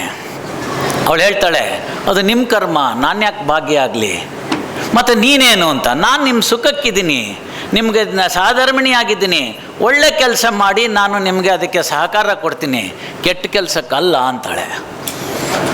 ಭಾಳ ಬೇಜಾರಾಗ್ಬಿಡುತ್ತೆ. ಚಿಕ್ಕ ಮಗು ಅದನ್ನೇನು ಕೇಳೋದು. ತಿರ್ಗಾ ತಂದೆನ ಬಂದು ಕೇಳ್ತಾನೆ, ಏನಪ್ಪ ನೀನು ಭಾಗಿದಾರ ಆಗ್ತೀಯ ಅಂತ. ಅದಕ್ಕೆ ಅವ್ನು ಹೇಳ್ತಾನೆ, ತಂದೆ ಅದು ನಿನ್ನ ಕರ್ಮ, ನಾನು ಯಾಕಾಗಲಿ, ತಂದು ಹಾಕ್ತೀಯ, ಮುಪ್ಪಿನ ಕಾಲದಲ್ಲಿ ಅಷ್ಟೋ ತಿನ್ಕೊಂಡು ಬಿದ್ದಿರ್ತೀನಿ ಅಂತ. ಇಷ್ಟೊತ್ತಿಗೆ ಮನ ಪರಿವರ್ತನೆ ಆಗುತ್ತೆ. ರತ್ನಾಕರ ವಾಪಸ್ ಬರ್ತಾನೆ. ಮಹರ್ಷಿ ಹತ್ರ ಕೇಳ್ತಾನೆ, ನಾನು ಮಾಡಿದ ತಪ್ಪು ಅಂತ ಗೊತ್ತಾಗಿದೆ ಅಂತ. ಆ ತಪ್ಪು ಅಂತ ಗೊತ್ತಾದಾಗ ಏನು ಮಾಡಬೇಕು ಅಂತ ಕೇಳ್ತಾನೆ. ಮುಂದೆ ರಾಮ ಮಂತ್ರವನ್ನು ಅವರು ತೋರಿಸ್ಕೊಡ್ತಾರೆ. ಮುಂದೆ ಒಂದು ಉತ್ತಮವಾಗಿರ್ತಕ್ಕಂಥ ರಾಮಾಯಣ ಅಂತಕ್ಕಂಥ ಗ್ರಂಥವನ್ನು ಬರೆದುಕೊಟ್ಟಂಥ ವಾಲ್ಮೀಕಿ ಮಹರ್ಷಿಗಳಾಗಿ ಹೊರಹೊಮ್ತಾರೆ. ಪ್ರತಿ ದಿವಸ, ಪ್ರತಿ ಕ್ಷಣ, ಪ್ರತಿ ಕಾರ್ಯದಲ್ಲಿ ನಮಗೆ ಈ ಒಳಗಡೆ ಒಂದು ನ್ಯಾಯಾಲಯ ಇದೆ. ನಾನು ಮಾಡ್ತಿರ್ತಕ್ಕಂಥದ್ದು ಸರಿನಾ ತಪ್ಪ, ಸರಿನಾ ತಪ್ಪ, ಸರಿನಾ ತಪ್ಪ, ಸರಿನಾ ತಪ್ಪ ಅಂತ ಅನ್ನಿಸ್ತಾ ಇರುತ್ತೆ. ನನ್ನ ದೃಷ್ಟಿಯಲ್ಲಿ ನಾನು ಮಾಡಿದ್ದು ಸರಿ ಅಂತಿರುತ್ತೆ, ಇನ್ನೊಬ್ಬನ ದೃಷ್ಟಿಯಲ್ಲಿ ಅದು ತಪ್ಪಾಗ್ಬೋದು. ಬಸವಣ್ಣವ್ರು ಅದನ್ನಂದರು, ಕಳಬೇಡ ಕೊಲಬೇಡ, ಹುಸಿಯ ನುಡಿಯಲು ಬೇಡ, ಎನ್ನ ಬಣ್ಣಿಸಬೇಡ, ಇದರ ಹಳೆಯಲು ಬೇಡ, ಇದೇ ಅಂತರಂಗ ಶುದ್ಧಿ, ಇದೇ ಬಹಿರಂಗ ಶುದ್ಧಿ ಅಂತ ಎಷ್ಟು ಸುಂದರವಾಗಿ ಹೇಳಿಬಿಟ್ರು. ಎಲ್ಲ IPC ಅಲ್ಲೇ ಬಂದ್ಬಿಡ್ತಲ್ಲ. ಇಂಡಿಯನ್ ಪೀನಲ್ ಕೋಡ್ ಎಲ್ಲ ಈ ಒಂದು ವಚನದಲ್ಲಿದೆ. ಕಳಬೇಡ, ಕೊಲಬೇಡ ಎಲ್ಲ ನೋಡಿ. ಈ ತರಹ ಒಂದು ತಾಕಲ್ಲಾಟಗಳನ್ನ ಆದಾಗ ಯಾರು ಅದಕ್ಕೆ ನ್ಯಾಯಾಧೀಶರಾಗಬೇಕು ಅಂತಂದರೆ ಆತ್ಮಸಾಕ್ಷಿ ನ್ಯಾಯಾಧೀಶವಾಗಬೇಕಾಗತ್ತೆ. ಅಂತಹ ಒಂದು ಸಂದರ್ಭದಲ್ಲಿ ಇದ್ದಂಥ ನಾವು, ಸಮಾಜ ಬೆಳೀತು, ನಾಗರಿಕತೆ ಬೆಳೀತು, ಆಸೆ ಉಂಟಾಯಿತು. ಆಸೆಗೂ ದುರಾಸೆಗೂ ಒಂದು ಸಣ್ಣ ವ್ಯತ್ಯಾಸ. ಅವೆರಡರ ಮಧ್ಯೆ ಒಂದು ಸಣ್ಣ ಥಿನ್ ಲೈನ್, ಒಂದು ಸಣ್ಣ ಗೆರೆ ಇದೆ. ಆಸೆ ಯಾವಾಗ ದುರಾಸೆ ಆಗುತ್ತೆ ಆವಾಗ ಅದು ತಪ್ಪಾಗುತ್ತೆ. ಎಲ್ರಿಗೂ ನನಗೊಬ್ಬಳು ಸಹಧರ್ಮಿಣಿ ಬೇಕು ಅಂತ ಅಂದ್ಕೊಳ್ತಕ್ಕಂಥದ್ದು, ಒಂದು ಹೆಣ್ಣು ನನಗೆ ಬೇಕು ಅಂತ, ಒಂದು ಹೆಣ್ಣು ಒಂದು ಗಂಡಿಗೆ ಬೇಕು ಅಂತ ಆಗೋದು ಆಸೆ. ಮದುವೆ ಆದಮೇಲೂ ಇನ್ನೊಂದು ಕಡೆ ನೋಡೋದಿದೆಯಲ್ಲ, ಅದು ದುರಾಸೆ. ಹಾಗಾಗಿ ಆಸೆಗೆ ದುರಾಸೆಗೆ ಈ ಥರ ತೊಂದರೆ ಆಗುತ್ತೆ. ಮಹಾ ತಪಸ್ವಿ ರಾವಣ, ಅವನ ಸಾಧನೆ ಮುಂದೆ ಅಷ್ಟಿಷ್ಟಿದ್ದಿರಲಿಲ್ಲ. ಅಂತಹ ರಾವಣಂಗೆ ಯಾವಾಗ ಸೀತೆ ಮೇಲೆ ಕಣ್ಬಿತ್ತು ಅವತ್ತಿನ ದಿವಸ ಒಂದು ದುರಾಸೆ ಆಯಿತು, ಅವನ ನಿರ್ನಾಮವಾಯಿತು. ಈ ಕಡೆ ಭಾಗದಲ್ಲೇ ಇದ್ದಂಥವ್ರು ಇತ್ತೀಚೆಗೆ ಕಂಡಂಥ ಒಬ್ಬ ಸೂಫೀಸ್ ಅಂತ ಇಬ್ರಾಹಿಂ ಸುತಾರ್ ಅವರು ಭಾಳ ಬೆಳಗ್ಗೆ ತುಂಬ ಚೆನ್ನಾಗಿರ್ತಕ್ಕಂಥ ಪುಟ್ಟರಾಜ್ ಗವಾಯಿಗಳದು ಪುಟ್ಟ ಪುಟ್ಟ ಪಾದ ಅಂತ ನೆನೆದರು. ಇಬ್ರಾಹಿಂ ಸುತಾರನ್ನು ಹಾಗೆ ಹೇಳ್ತಾರೆ, ಗುರುವಿನ ಕರುಣೆಯು ಆಗಬೇಕಾದರೆ ಗರ್ವವ ಬಿಡಬೇಕು ಅಂತ. ನೋಡಿ, ಅದರಲ್ಲೂ ನ್ಯಾಯಾಧೀಶರ ಸ್ಥಾನ ಎಲ್ಲ ಬಂತು. ಗುರುವಿನ ಕರುಣೆ ಆಗಬೇಕಾದ್ರೆ ಗರ್ವವ ಬಿಡಬೇಕು ಅಂತ. ಅಲ್ಲೇ ಮುಂದೆ ಹೇಳ್ತಾ ಇರ್ತಾರೆ, ಪರಸ್ತ್ರೀಯನ್ನು ಪಾರ್ವತಿ ಎನ್ನಬೇಕು ಅಂತ. ಭಸ್ಮಾಸುರನ ನೆನೆಸ್ಕೊಳ್ಳಿ, ಒಳ್ಳೆ ತಪಸ್ಸು ಮಾಡ್ತಾನೆ, ಈಶ್ವರನ ಹೊಲಿಸ್ಕೋತಾನೆ, ಎಲ್ಲ ಮಾಡ್ತಾನೆ. ಅವನ ಕೊನೆಗೆ ತಪಸ್ಸಿಗೆ ಹೊಲ್ದು ಬಂದ್ಬಿಟ್ಟು ಏನು ಬೇಕೋ ವರ ಕೇಳು ಅಂದರೆ ನೋಡ್ತಾನೆ ಪಕ್ಕದಲ್ಲಿ ಪಾರ್ವತಿ ಇರ್ತಾಳೆ, ಪಾರ್ವತಿನ ಕೊಡು ಅಂದ್ಬಿಡ್ತಾನೆ. ಅವಾಗ ಓಡೋಕ್ಕೆ ಶುರು ಮಾಡ್ತಾರವರು. ಎಲ್ಲ ತೊಂದರೆಗಳಿಗೆ ಆದಂಥದ್ದು ಈ ದೇಶದಲ್ಲಿ ಇದ್ದಂತಹ ನ್ಯಾಯ ವ್ಯವಸ್ಥೆ ಯಾವ ಬ್ರಿಟಿಷರಿಗೆ 14ನೇ ಶತಮಾನದ ತನಕ ಅಪರಾಧ ಅಂದರೆ ಏನು ಅಂತ ಗೊತ್ತಿರಲಿಲ್ಲ. ನಾನು ಹೇಳಿದ್ರೆ ಇದಕ್ಕೆ ಉತ್ಪ್ರೇಕ್ಷೆ ಅನಿಸುತ್ತೆ. ಅವರ ಪಾಶ್ಚಾತ್ಯದಲ್ಲಿರ್ತಕ್ಕಂಥ ಒಬ್ಬ ವಿದ್ವಾಂಸ ಪ್ರೊಫೆಸರ್ ಕೆನ್ನಿ ಅಂತ, ಜೂರಿಸ್ಟ್ ಅವನು. ಆ professor Kenny outlines of criminal ಲಾ ಅಂತ, ಅಂದರೆ ಅಪರಾಧ ಶಾಸ್ತ್ರಗಳದ ಅವಲೋಕನ ಅಂತಕ್ಕಂಥ ಒಂದು ಕೃತಿಯನ್ನು ರಚಿಸ್ತಾನೆ. ಆ ಕೃತಿ ರಚಿಸುವಾಗ ಹೇಳ್ತಾನೆ, 14ನೇ ಶತಮಾನದ ಆದಿಯಲ್ಲಿ ಕೂಡ ಬ್ರಿಟಿಷರಿಗೆ ಅಪರಾಧದ ಕಲ್ಪನೆಯೇ ಇರಲಿಲ್ಲ ಅಂತ. ಅಂಥವ್ರು ಮಾಡಿಕೊಟ್ಟಂಥ CRPC, ಅಂಥವ್ರು ಮಾಡಿಕೊಟ್ಟಂಥ CRPC ಇಟ್ಕೊಂಡು ನಾವು ಇವತ್ತಿಗೂ ಗುಲಾಮ್ರಾಗ್ ಅದನ್ನೇ ಮಾಡ್ತಾ ಇದ್ರೆ ಎಲ್ಲಿ ನ್ಯಾಯ ಸಿಗುತ್ತೆ? ಅದಕ್ಕೆ ಅವ್ರು ಕೇಳ್ತಾರೆ, ಸರ್ ಟಿ ವಿನಲ್ಲಿ ಬಂದು ಒಪ್ಕೊಂಡ, ನಿಮ್ಮ ಕೋರ್ಟಲ್ಲಿ ಬಿಡುಗಡೆ ಆಗ್ಬಿಟ್ಟ, ಹೆಂಗೆ ಸರ್ ಅಂತ. ನೋಡಿ, ಈ ಕಾನೂನಿನ ತಾಕಲಾಟಗಳು ನ್ಯಾಯ ವ್ಯವಸ್ಥೆಯಲ್ಲಿ ಇವೆಲ್ಲ ತೊಂದರೆಗಳಾದವು. ಹಾಗಾದರೆ ನಿಮ್ಮ ದೇಶದಲ್ಲೇನಿತ್ತು ಅಂದರೆ 3ನೇ ಶತಮಾನದಲ್ಲಿ ಬಂದಂತಹ ಕೃತಿಗಳಲ್ಲಿ, ಸ್ಮೃತಿಗಳಲ್ಲಿ ಹೇಳ್ತಾನೆ, ಅಪರಾಧ ಅಂದರೆ ಏನು ಅನ್ನೋದನ್ನು ಹೇಳೋದ್ರ ಜೊತೆಗೆ ಅಪರಾಧದ ವರ್ಗೀಕರಣ ಮಾಡ್ತಾನೆ. ಅಪರಾಧ ನಡೆಯೋದು 2 ಕಾರಣಕ್ಕಾಗಿ, ಒಂದು ಹೆಣ್ಣಿಗಾಗಿ, ಒಂದು ಮಣ್ಣಿಗಾಗಿ ಅಂತ. ಇಂತಹ ದೇಶದಲ್ಲಿ ಹಲವಾರು ಸಂಸ್ಕೃತಿಗಳ ಒಂದು ನಮ್ಮ ಮೇಲೆ ಕಾಲಾನುಗಟ್ಟದಲ್ಲಿ ಆಗ್ತಾ ಬಂದಿದ್ದರಿಂದ ನಮ್ಮ ನ್ಯಾಯ ಪದ್ಧತಿ ಸ್ವಲ್ಪ ಹಿಂದಕ್ಕೆ ಸರ್ಕೊಂಡು ಹೋಗಿ ಹೊಸ ನ್ಯಾಯ ಪದ್ಧತಿಗಳು ಬಂದವು. DNA ಚೇಂಜ್ ಆಗಲಿಲ್ವೇ? 8ನೇ ವರ್ಷದಲ್ಲಿರ್ತಕ್ಕಂಥ ನಚಿಕೇತ ಯಮನತ್ರ ಹೋಗಿ ವಾದ ಮಾಡಿ ಗೆದ್ದು ಬರ್ತಾನೆ. 8 ವರ್ಷದ ಹುಡುಗ. ಆ DNA ಇಲ್ಲೇ ಇದೆಯಲ್ಲ, ಶರಣರ ಸಂಸ್ಕೃತಿ ಇಲ್ಲೇ ಉಳಿತಲ್ಲ, ದಾಸರು ಹಾಕಿಕೊಟ್ಟಂಥ ಮಾರ್ಗ ಇಲ್ಲೇ ಉಳಿತಲ್ಲ. ಅಂತಹ ಮಾರ್ಗಗಳನ್ನೆಲ್ಲ ಇಟ್ಕೊಂಡ ಮೇಲೆ ನಾವು ಅದನ್ನು ಅಭ್ಯಾಸ ಮಾಡಿದಂಥ ಇಬ್ರಾಹಿಂ ಸುತಾರ್ ಅವರು ನಮಗೆ ಹೇಳ್ಕೊಟ್ಟಿದ್ದನ್ನು ನಾವು ಮರೆಯೋಕ್ಕಾಗುತ್ತಾ? ಆ ನ್ಯಾಯ ವ್ಯವಸ್ಥೆ ಇದ್ದಾಗ ಸರಿಯಾಗಿದ್ದಂಥದ್ದು ಈ ಮಧ್ಯದಲ್ಲಿ ಉಂಟಾದಂಥ ಅಬರೇಷನ್ಸ್ ಅಂತ ಕರಿತೀವಿ ನಾವು ಇಂಗ್ಲೀಷ್ನಲ್ಲಿ. ಎಲ್ಲ ಬೇಡದೇ ಇರೋದನ್ನೆಲ್ಲ ಜೋಡಿಸ್ತಾ ಹೋದಾಗ ಬೆಸ್ಕೊಳ್ಳೋದು ಅಂತ. ಬೆಸ್ಕೊಳ್ಳಿಲ್ಲ. ಯಾವ ಒಂದು ಲೋಹಕ್ಕೆ ಇನ್ನೊಂದು ಲೋಹ ಬೆರೆಯುತ್ತೋ ಅದು ಬೆಸ್ಕೊಳ್ಳುತ್ತೆ, ಇಲ್ಲದೇ ಇದ್ದಿದ್ದು ಬೆಸ್ಗೆ ಬಿಟ್ಟು ಹೋಗುತ್ತೆ. ಹೀಗೆ ಆದಂಥ ಸಂದರ್ಭದಲ್ಲಿ ನ್ಯಾಯಾಲಯಗಳ ಅವಶ್ಯಕತೆ ಬಂತು. ಅದಾದ ನಂತರ ನಮಗೆ ಸ್ವಾತಂತ್ರ್ಯ ಬಂತು. ಸ್ವಾತಂತ್ರ್ಯ ಬಂದ ನಂತರ ನಮ್ಮದೊಂದು ನ್ಯಾಯ ವ್ಯವಸ್ಥೆಯನ್ನು ನಾವು ಇಟ್ಕೋಬೇಕಾಗಿ ಬಂತು. ನಮ್ಮ ನ್ಯಾಯ ವ್ಯವಸ್ಥೆಯನ್ನು ನಾವು ಇಟ್ಕೊಳ್ಬೇಕಾಗಿ ಬಂದಾಗ ಆಗ ನಮ್ಮ ಸಂವಿಧಾನವನ್ನು ಎಲ್ಲ ಪಂಡಿತರುಗಳು, ಪರಿಣಿತರುಗಳು, ಸಮಾಜದ ಹಲವು ವರ್ಗಗಳಿಂದ ಬಂದಂಥ ಒಂದು ಕಾನ್ಸ್ಟಿಟ್ಯೂಯೆಂಟ್ ಅಸೆಂಬ್ಲಿನವರು ನಮ್ಮ ಮುಂದೆ ಇಷ್ಟು ಎಲ್ಲರಿಗೂ ಬೇಕಾಗಿರ್ತಕ್ಕಂಥ ಸಮಾನ ಅಭಿರುಚಿ ಇರ್ತಕ್ಕಂಥ ಈ ದೇಶದಲ್ಲಿ ವೈವಿಧ್ಯತೆಗಳಿದೆ, ಅನೇಕ ವಿಚಾರಗಳಿದೆ, ಧರ್ಮಗಳಿವೆ, ಅವುಗಳಿಗೆಲ್ಲ ಅನುಕೂಲವಾಗುವಂತಹ ಒಂದು ಗ್ರಂಥ, ಏಕೈಕ ಗ್ರಂಥ ಮಾಡ್ಕೋಬೇಕು ಅಂಥೇಳಿ ಈಗಾಗಲೇ ವಿಶ್ವದಲ್ಲಿದ್ದಂತಹ ಇತರ ಗ್ರಂಥಗಳನ್ನೆಲ್ಲ ಅಭ್ಯಾಸ ಮಾಡಿ ಆ ಅಂಬೇಡ್ಕರ್ ಅವರ ನೇತೃತ್ವದಲ್ಲಿ ನಮಗೆ ಭಾರತದ ಸಂವಿಧಾನವನ್ನು ದಯಪಾಲಿಸಲ್ಪಡ್ತು. ಆ ಸಂವಿಧಾನದ ಅಡಿಯಲ್ಲಿ ನಾವೆಲ್ಲ ನ್ಯಾಯಾಲಯಗಳನ್ನ ಸ್ಥಾಪಿಸಿದ್ವು. ಹಾಗೆ ಸ್ಥಾಪಿಸಿದ ಮೇಲೆ ಒಬ್ಬನಿಗೆ ರಾಮಾಯಣ ಶ್ರೇಷ್ಠ ಗ್ರಂಥ ಆಗ್ಬೋದು, ಮಹಾಭಾರತ ಶ್ರೇಷ್ಠ ಗ್ರಂಥ ಆಗ್ಬೋದು, ಭಗವದ್ಗೀತೆ ಶ್ರೇಷ್ಠ ಅಂತ ಆಗ್ಬೋದು, ಇನ್ನೊಬ್ಬನಿಗೆ ಕುರಾನ್ ಆಗಬಹುದು, ಮತ್ತೊಬ್ಬನಿಗೆ ಬೈಬಲ್ ಆಗಬಹುದು. ಈ ಗ್ರಂಥಗಳಿರ್ತಕ್ಕಂಥ ಎಲ್ಲ ಶ್ರೇಷ್ಠತೆಗಳನ್ನು ನೀವು ಇಟ್ಕೊಳ್ಳಿ. ಜನಸಾಮಾನ್ಯರ ಮಧ್ಯದಲ್ಲಿ ಬಂದಾಗ ಎಲ್ಲರಿಗೂ ಅನುಕೂಲ ಆಗ್ತಕ್ಕಂಥ ಏಕೈಕ ಪವಿತ್ರ ಗ್ರಂಥ ಯಾವುದು ಅಂತಂದರೆ ಅದನ್ನು ಭಾರತದ ಸಂವಿಧಾನ ಅಂತ ಕರ್ಕೊಳ್ಳಿ ಅಂದರು. ಅಂತಹ ಭಾರತದ ಸಂವಿಧಾನವನ್ನು ನಾವು ಪಡ್ಕೊಂಡ ಮೇಲೆ ಅದರ ಅಡಿಯಲ್ಲಿ ಕಾನೂನನ್ನು ರಚಿಸಿದ್ವಿ. ಆ ಕಾನೂನುಗಳನ್ನು ಒಬ್ಬ ನಿಷ್ಪಕ್ಷಪಾತವಾದ ವ್ಯಕ್ತಿ ನಡೆಸ್ಕೊಡ್ಬೇಕು ಅಂಥೇಳಿ ನ್ಯಾಯಾಧೀಶರುಗಳನ್ನ ಸೇರಿಸಿದ್ವಿ. ಹೀಗೆ ಉಂಟಾದಂಥ ನ್ಯಾಯಾಧೀಶರುಗಳಲ್ಲಿ ನಮಗೆ ತಿಳಿದು ಬಂದ ಈಗೊಂದು 75 ವರ್ಷದ ಅಮೃತ ಮಹೋತ್ಸವದ ಕಾಲದಲ್ಲಿದ್ದಾಗಂಥದ್ದು ಅನಿಸುತ್ತೆ, ಇನ್ನೂ ಕಡಬಡವನಾಗಿರ್ತವನಿಗೆ ನ್ಯಾಯದ ಮೆಟ್ಟಿಲನ್ನು ಹತ್ತಕ್ಕಾಗ್ತಾ ಇಲ್ಲ. ಕಾರಣಗಳು ಹಲವಾರಿವೆ. ಆ ಹಲವಾರು ಕಾರಣಗಳಲ್ಲಿ ಕೆಲವು ಕಾರಣಗಳೇನು ಅಂತಂದರೆ ಬಡತನ, ಅವಿದ್ಯಾವಂತತೆ, ಇವೆಲ್ಲವನ್ನು ಅನಕ್ಷರತೆ, ಇವೆಲ್ಲ ಸೇರ್ಕೊಂಡಾದ್ಮೇಲೆ ಏನಾಯಿತು, ನ್ಯಾಯಾಲಯಗಳು ದೂರ ಆಯಿತು. ಶ್ರೀಮಂತರಿಗೆ, ಉಳ್ಳವರಿಗೆ, ಇಂಥವರಿಗೆ ಮಾತ್ರ ನ್ಯಾಯ ಸಿಗುತ್ತೆ ಅನ್ನೋ ಒಂದು ಭಾವನೆ ಬೆಳೀತು. ಆಗ ಇದನ್ನು ಗಮನಿಸಿದಂತಹ ಆಗಿನ ಸರ್ವೋಚ್ಚ ನ್ಯಾಯಾಲಯದ ಮುಖ್ಯ ನ್ಯಾಯಾಧೀಶರಾಗಿರ್ತಕ್ಕಂಥ ಶ್ರೀ ಭಗವತಿ ಅವರು ಇದಕ್ಕೆ ಸಂಬಂಧಪಟ್ಟಂಥ ಸಂದರ್ಭದಲ್ಲಿ ಏನು ಮಾಡಬೇಕು ಅಂತಾದಾಗ ಅವರ ಮನಸ್ಸಿನಲ್ಲಿ ಪರಿಕಲ್ಪನೆ ಬಂದಂತಹ ಒಂದು ಕಾನೂನಿನ ಏನಾರು ರೀತಿಯಲ್ಲಿ ಜನಗಳಿಗೆ ತಿಳಿಸ್ಕೊಡ್ಬೇಕು ಅಂತ ಸಣ್ಣ ಪ್ರಮಾಣದಲ್ಲಿ ಪ್ರಾರಂಭವಾಯಿತು. ಮುಂದೆ ಅದೇ ಲೀಗಲ್ ಸರ್ವೀಸಸ್ ಅಥಾರಿಟಿ ಆ್ಯಕ್ಟ್ ಅಂತ ಆಯಿತು. ನಂತರ ಅದರಲ್ಲಿ ಬಂತು. ಅದರ ಮುಖಾಂತರ ನ್ಯಾಯಾಧೀಶರುಗಳೆಲ್ಲ ಹೋಗಿ ಆ ಜನಗಳಿಗೆಲ್ಲ ಮಾತಾಡಿಸಿ ಕಾನೂನು ಹೀಗಿದೆಯಪ್ಪ ಅಂತ ತಿಳಿಸಿ ಅನ್ನೋ ಸ್ಟೇಜಿಗೆ ಬಂತು. ಅಷ್ಟಾದರೆ ಸಾಕಾಯ್ತಾ ಅಂತಂದರೆ, ಸರ್ ನನ್ನ ಮನೆಯಿಂದ ನ್ಯಾಯಾಲಯ 250 ಕಿಲೋಮೀಟ್ರ್ ದೂರ ಇದೆ, ನಾನು ಹೋಗಿ ಬರೋದೇ ಕಷ್ಟ, ಇನ್ನು ನ್ಯಾಯ ಎಲ್ಲಿಂದ ಕೇಳಲಿ ಅಂತು. ಯಾವ ರಾಷ್ಟ್ರದಲ್ಲಿ ಪ್ರಾಣಿಗಳು ಕೂಡ ನ್ಯಾಯದ ಗಂಟೆಯನ್ನು ಬಾರಿಸ್ಬೋದಾಗಿತ್ತು ವಿಕ್ರಮಾದಿತ್ಯನ ಒಂದು ರಾಷ್ಟ್ರದಲ್ಲಿ, ಇವತ್ತು ನಮಗೆ ನ್ಯಾಯಾಲಯಕ್ಕೆ ಹೋಗೋದು ಕಷ್ಟ ಆಯಿತು ಅಂತು. ಇದನ್ನು ಮನೆಗೊಂಡಂಥ ವಿಚಾರಗಳನ್ನ ಸರ್ವೋಚ್ಚ ನ್ಯಾಯಾಲಯ ಸರ್ಕಾರಗಳ ಜೊತೆ ಚರ್ಚೆ ಮಾಡ್ತು. ಸರ್ಕಾರಗಳು ಸೂಕ್ತ ಸ್ಪಂದನ ಕೊಡ್ತು.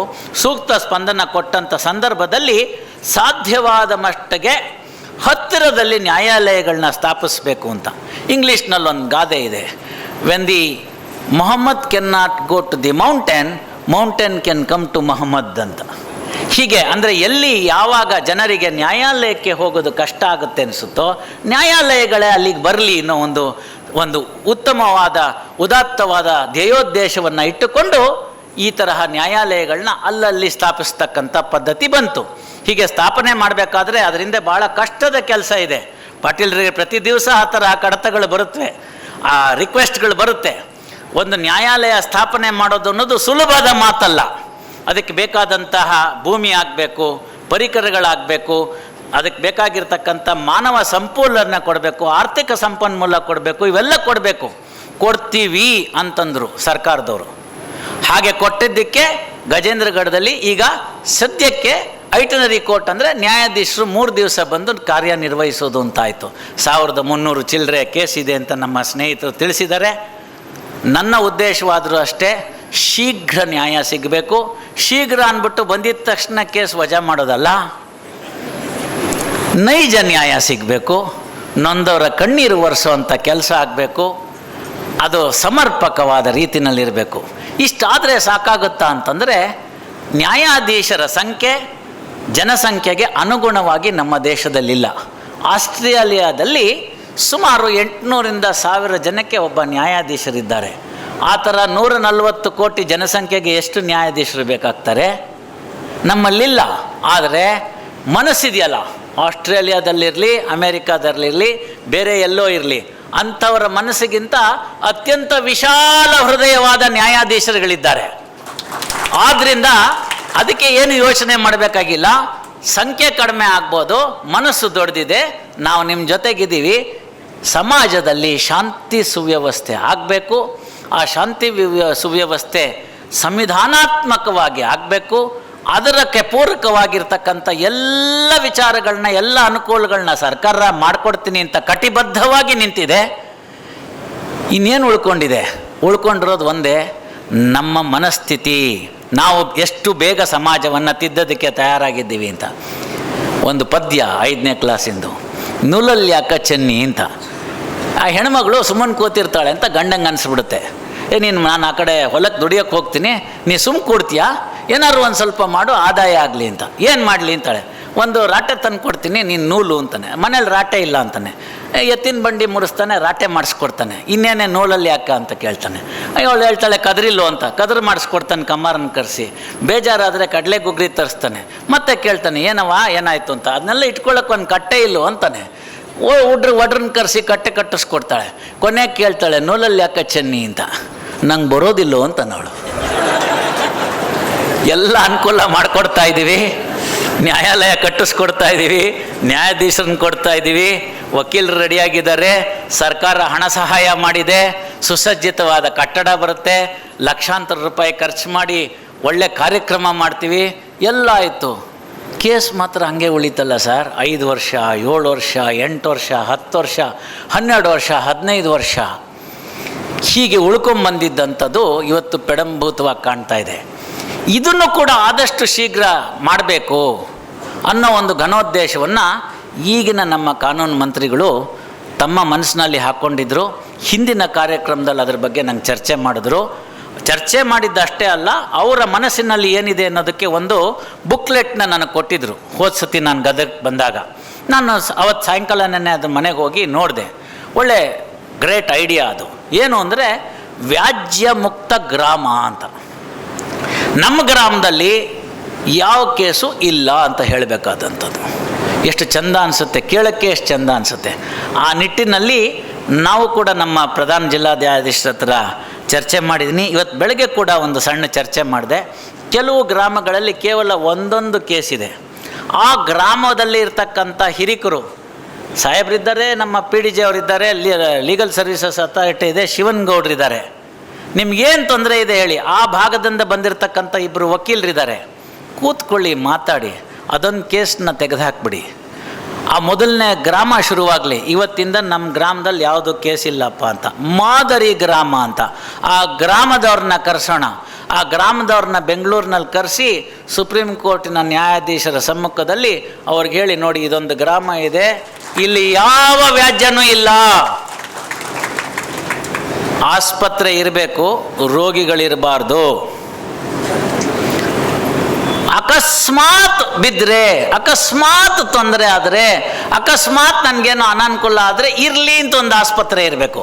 ಹಾಗೆ ನ್ಯಾಯಾಲಯಗಳು ಅಕಸ್ಮಾತ್ ಆದರೆ ಅನ್ನೋದಕ್ಕೋಸ್ಕರ ಇರಬೇಕು. ಆ ದಿನ ಬಂದರೆ ಇಂತಹ ಕಾರ್ಯಕ್ರಮ ಮಾಡಿದ್ದಕ್ಕೂ ಕೂಡ ಸಾರ್ಥಕ ಅಂತ ನನ್ನ ಭಾವನೆ. ಕಷ್ಟ ಒಪ್ಕೋತೀನಿ, ಪೆಡಂಭೂತವಾಗಿದೆ. ಹಿಮಾಲಯ ಉತ್ತರದಲ್ಲಿ ಅಷ್ಟೆತ್ತರಕ್ಕೆ ನಿಂತಿದೆ. ಇವತ್ತು ಉತ್ತರ ದಿಕ್ಕಿಗೆ 1 ಹೆಜ್ಜೆ ಇಟ್ವಿ ಅಂತ ಇಟ್ಕೊಳ್ಳಿ. ಇವತ್ತು ಉತ್ತರ ದಿಕ್ಕಿಗೆ 1 ಹೆಜ್ಜೆ ಇಟ್ಟರೆ ಹಿಮಾಲಯ ಪರ್ವತಕ್ಕೆ 1 ಹೆಜ್ಜೆ ಹತ್ತಿರ ಆದ್ವಿ. ಆ ನಿಟ್ಟಿನಲ್ಲಿ ಎಲ್ಲ ವಕೀಲರುಗಳು, ಇದಕ್ಕೆ ಸಂಬಂಧಪಟ್ಟಂಥವರು, ಗ್ರಾಮದ ಹಿರಿಯರು, ಉಪಾಧ್ಯಾಯರುಗಳು, ಸರ್ಕಾರದವರು, ಮಾಧ್ಯಮ ಮಿತ್ರರು, ಪೊಲೀಸ್ನವರು ಪ್ರತಿಯೊಬ್ಬರೂ ಕೂಡ ಪಣ ತೊಟ್ಟಿದ್ರೆ ಖಂಡಿತವಾಗಿ ನನ್ನ ಮುಂದಿನ ಕಾರ್ಯಕ್ರಮದಲ್ಲಿ ಅಥವಾ ಗದಗದಿಂದ ನನಗೆ ಆಡಳಿತಾತ್ಮಕ ನ್ಯಾಯಾಧೀಶನ ಜವಾಬ್ದಾರಿಯನ್ನು ಬಿಡಿಸಿ ಮತ್ತೊಂದು ಜಿಲ್ಲೆಗೆ ಕೊಡೋ ಅಷ್ಟರಲ್ಲಿ ಕನಿಷ್ಠ ಪಕ್ಷ 100 ಗ್ರಾಮಗಳನ್ನು ಗದಗದಲ್ಲಿ ನಾವು ವ್ಯಾಜ್ಯಮುಕ್ತ ಗ್ರಾಮ ಅಂತ ಹೇಳೋ ದಿನ ದೂರ ಇಲ್ಲ. ಅದಕ್ಕೆ ನಿಮ್ಮ ಸಹಕಾರ ಬೇಕು ಅಂತ ಹೇಳ್ತಾ, ಈ ಕಾರ್ಯಕ್ರಮದಲ್ಲಿ ನಾವು ಇವತ್ತೇನು ಉದ್ಘಾಟನೆ ಮಾಡಿದ್ದೀವಿ, ಅಡಿಗಲ್ಲು ಹಾಕಿದ್ದೀವಿ, ಆ ಕಟ್ಟಡ ಶೀಘ್ರವಾಗಿ ಸಮರ್ಪಕವಾಗಿ ಅಚ್ಚುಕಟ್ಟಾಗಿ ಬರಲಿ. ನಂದು ಒಂದು ವಿನಂತಿ, ಸರ್ಕಾರದ ಅಧಿಕಾರಿಗಳಲ್ಲಿ, ವಿಶೇಷವಾಗಿ ಲೋಕೋಪಯೋಗಿ ಇಲಾಖೆ ಅಧಿಕಾರಿಗಳಲ್ಲಿ ಹಲವು ಕಟ್ಟಡಗಳನ್ನ ನೀವು ಕಟ್ಟಿದ್ದೀರಿ, ಯಾರು ನೆನೆಸ್ಕೊಳ್ಳಲ್ಲ. ಬೇಕಾದಷ್ಟು ಮಾಡಿರ್ತೀರಿ, ಬ್ರಿಡ್ಜು, ರಸ್ತೆ, ಅದು ಇದು ಬೇಕಾದ ಮಾಡಿರ್ತೀರಿ. ಶಾಲೆ, ಆಸ್ಪತ್ರೆ, ನ್ಯಾಯಾಲಯ, ಇವು 3 ಮಾತ್ರ ಅಚ್ಚುಕಟ್ಟಾಗಿ ಮಾಡಿಕೊಡಿ. ನಿಮ್ಮ ಹೆಸರು ಜನ ಹೇಳ್ತಾರೆ.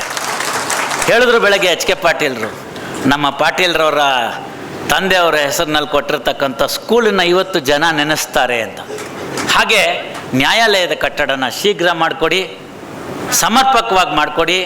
25 ಅಲ್ಲ, 50 ಅಲ್ಲ, 100 ವರ್ಷ ಆಗಲಿ. ಇಲ್ಲಿರ್ತಕ್ಕಂಥ ಯಾವುದೋ ಒಂದು ಸಣ್ಣ ಮಗು ಅವತ್ತೇಳಿ ನಾನು ಆ ಕಾರ್ಯಕ್ರಮದಲ್ಲಿದ್ದೆ, ಈ ಕಟ್ಟಡಕ್ಕೆ 100 ವರ್ಷ ಆಯಿತು ಅಂತ. ಉಳಿಲಿ, ನಾನಿರಲ್ಲ, ನೀವಿರಲ್ಲ, ಇಲ್ಲಿರೋರು ಯಾರೂ ಇರಲ್ಲ, ಕಟ್ಟಡ ಉಳಿಬೇಕು. ಕಟ್ಟಡದ ಜೊತೆಗೆ ಶಾಂತಿ, ನೆಮ್ಮದಿ, ಸುವ್ಯವಸ್ಥೆ ಆಗಬೇಕು. ಯಾರು ಬರ್ತಾರೋ ಗದಗದ PDG ಹೇಳಬೇಕು, ಹೈಕೋರ್ಟ್ಗೆ ಒಂದು ಕಾಗದ ಬರೀಬೇಕು, sir we don't require a judge in Gajendragad because there is no pendency ಅಂತ. ಆ ದಿನ ಬರಲಿ ಅಂತ ಆಶಿಸ್ತಾ ನನ್ನ 4 ಮಾತುಗಳಿಗೆ ವಿರಾಮ ಹೇಳ್ತೀನಿ. ಹಾಗೂ ಈ ಸಮಾರಂಭದಲ್ಲಿ ಹಾಜರಿರುವ ಎಲ್ಲರಿಗೂ ಶುಭ ಮುಂಜಾನೆಯ ನಮಸ್ಕಾರಗಳು. ನೂತನ ನ್ಯಾಯಾಲಯದ ಶಂಕುಸ್ಥಾಪನೆ ಮತ್ತು ಉದ್ಘಾಟಕರಾಗಿ ಆಗಮಿಸಿದ ಕರ್ನಾಟಕ ಉಚ್ಚ ನ್ಯಾಯಾಲಯದ ಗೌರವಾನ್ವಿತ ನ್ಯಾಯಮೂರ್ತಿಗಳು ಮತ್ತು ಗದಗ ಜಿಲ್ಲೆಯ ಆಡಳಿತಾತ್ಮಕ ನ್ಯಾಯಮೂರ್ತಿಗಳಾದ ಸನ್ಮಾನ್ಯ ಶ್ರೀ VC ಶಾರದಾ ಸಾಹೇಬರಿಗೆ, ಜಿಲ್ಲಾ ನ್ಯಾಯಾಂಗ ಲೋಕೋಪಯೋಗಿ ಇಲಾಖೆ ಮತ್ತು ರೋಡ್ ವಕೀಲರ ಸಂಘದ ಪರವಾಗಿ ಮತ್ತು ವೈಯಕ್ತಿಕವಾಗಿ ಆತ್ಮೀಯವಾಗಿ ಸ್ವಾಗತ ಕೋರುತ್ತೇವೆ. ಅವರಿಗೆ ಮಾನ್ಯ ಶ್ರೀಶಾನಂದ್ ಸಾಹೇಬರಿಗೆ SC ಶಿವನವರು, ಸದಸ್ಯ ಕಾರ್ಯದರ್ಶಿಗಳು, ಜಿಲ್ಲಾ ಕಾನೂನು ಸೇವೆಗಳ ಪ್ರಾಧಿಕಾರ ಗದಗ ಇವರಿಂದ ಪುಸ್ತಕ ಸಮರ್ಪಣೆ ಮಾಡುವುದರ ಮೂಲಕ ಸ್ವಾಗತ ಮಾಡಿಕೊಳ್ಳಬೇಕೆಂತೇಳಿ ವಿನಂತಿಸಿಕೊಳ್ತಾ ಇದ್ದೇವೆ.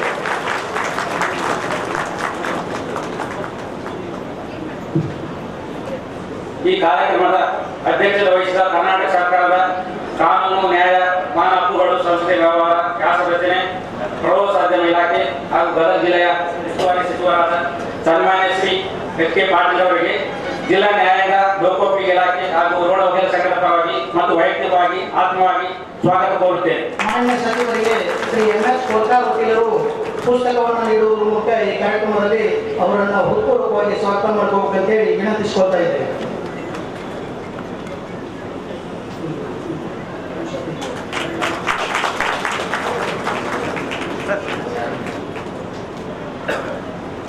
ಈ ಕಾರ್ಯಕ್ರಮದ ವಿಶೇಷ ಅತಿಥಿಗಳಾದ ಮತ್ತು ರೋಡ್ ವಿಧಾನಸಭೆಯ ಸದಸ್ಯರಾದ ಸನ್ಮಾನ್ಯ ಶ್ರೀ JS ಪಾಟೀಲ್ ಅವರಿಗೆ ಜಿಲ್ಲಾ ನ್ಯಾಯಾಂಗ, ಲೋಕೋಪಯೋಗಿ ಇಲಾಖೆ ಹಾಗೂ ರೋಡ್ ವಕೀಲ ಸಂಘದ ಪರವಾಗಿ ಮತ್ತು ವೈಯಕ್ತಿಕವಾಗಿ ಆತ್ಮವಾಗಿ ಸ್ವಾಗತ ಕೋರುತ್ತೇನೆ.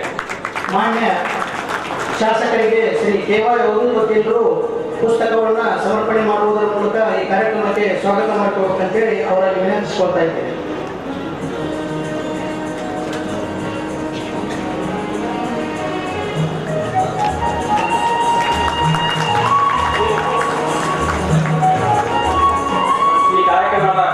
ಇನ್ನೋರ್ವ ವಿಶೇಷ ಅತಿಥಿಗಳಾದ ಕರ್ನಾಟಕ ರಾಜ್ಯ ವಕೀಲರ ಪರಿಷತ್ತಿನ ಸದಸ್ಯರಾದ ಶ್ರೀ SS ಮಿಡ್ಲಕೋಡ್ ಅವರಿಗೆ ಜಿಲ್ಲಾ ನ್ಯಾಯಾಂಗ, ಲೋಕೋಪಯೋಗಿ ಇಲಾಖೆ ಹಾಗೂ ರೋಡ್ ವಕೀಲ ಸಂಘದ ಪರವಾಗಿ ಮತ್ತು ವೈಯಕ್ತಿಕವಾಗಿ ಆತ್ಮವಾಗಿ ಸ್ವಾಗತ ಕೋರುತ್ತೇನೆ. ಸದರಿ ವಕೀಲ ಮಿತ್ರರಿಗೆ ನಮ್ಮ ವಕೀಲರ ಸಂಘದ ಸದಸ್ಯರಾಗಿರ್ತಕ್ಕಂಥ MS ಸರ್ಪದವರು ಪುಸ್ತಕವನ್ನು ಸಮರ್ಪಣೆ ಮಾಡುವುದರ ಮೂಲಕ ಈ ಕಾರ್ಯಕ್ರಮಕ್ಕೆ ಸ್ವಾಗತ ಮಾಡಿಕೊಳ್ಳಬೇಕಂತೇಳಿ ಅವರಲ್ಲಿ ವಿನಂತಿಸಿಕೊಳ್ತಾ ಇದ್ದೇವೆ. ಅದೇ ರೀತಿಯಾಗಿ ಇನ್ನೋರ್ವ ವಿಶೇಷ ಅತಿಥಿಗಳಾದ ಗದಗ ಜಿಲ್ಲೆಯ ಜಿಲ್ಲಾಧಿಕಾರಿಗಳಾದ ಶ್ರೀ ಗೋವಿಂದರೆಡ್ಡಿ ಅವರಿಗೆ ಜಿಲ್ಲಾ ನ್ಯಾಯಾಂಗ, ಲೋಕೋಪಯೋಗಿ ಇಲಾಖೆ ಹಾಗೂ ರೋಡ್ ವಕೀಲ ಸಂಘದ ಪರವಾಗಿ ಮತ್ತು ವೈಯಕ್ತಿಕವಾಗಿ ಆತ್ಮವಾಗಿ ಸ್ವಾಗತ ಕೋರುತ್ತೇನೆ. ಸದರಿ ಜಿಲ್ಲಾಧಿಕಾರಿಗಳನ್ನ ನಮ್ಮ ವಕೀಲರ ಸಂಘದ ಸದಸ್ಯರಾಗಿರ್ತಕ್ಕಂಥ ಹಾಗೂ ಸರ್ಕಾರಿ ವಕೀಲರಾಗಿರ್ತಕ್ಕಂಥ AS ಅರುಣ್ ವಕೀಲರು ಪುಸ್ತಕವನ್ನು ಸಮರ್ಪಣೆ ಮಾಡುವುದರ ಮೂಲಕ ಅವರನ್ನ ಈ ಕಾರ್ಯಕ್ರಮಕ್ಕೆ ಸ್ವಾಗತ ಮಾಡಬೇಕಂತೇಳಿ ವಿನಂತಿಸಿಕೊಳ್ತಾ ಇದ್ದೇನೆ.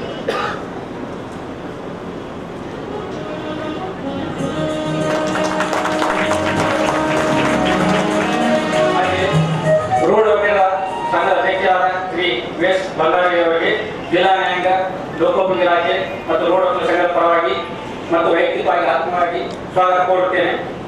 ಸರಿ, ನಮ್ಮ ವಕೀಲರ ಸಂಘದ ಅಧ್ಯಕ್ಷರನ್ನ ಶ್ರೀ SS ಮನ್ಸೂರ್ ವಕೀಲರು ಪುಸ್ತಕವನ್ನು ಸಮರ್ಪಣೆ ಮಾಡೋದ್ರ ಮೂಲಕ ಈ ಕಾರ್ಯಕ್ರಮಕ್ಕೆ ಅವರಿಗೂ ಕೂಡ ಸ್ವಾಗತ ಮಾಡಬೇಕು ಅಂತ ಹೇಳಿ ವಿನಂತಿಸಿಕೊಳ್ತಾ ಇದ್ದೇನೆ.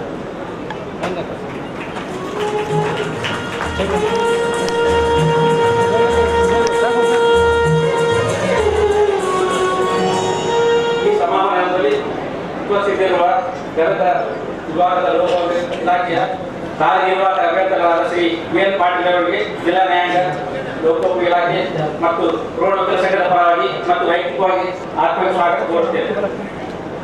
ಇವರನ್ನು ನಮ್ಮ ವಕೀಲರ ಸಂಘದ ಸದಸ್ಯರಾಗಿರ್ತಕ್ಕಂಥ SM ಸಜ್ಜನ್ ವಕೀಲರು ಪುಸ್ತಕ ಸಮರ್ಪಣೆ ಮಾಡೋದ್ರ ಮೂಲಕ ಈ ಕಾರ್ಯಕ್ರಮಕ್ಕೆ ಸ್ವಾಗತ ಮಾಡಿಕೊಳ್ಬೇಕಂತ ಹೇಳಿ ವಿನಂತಿಸಿಕೊಳ್ತಾ ಇದ್ದಾರೆ.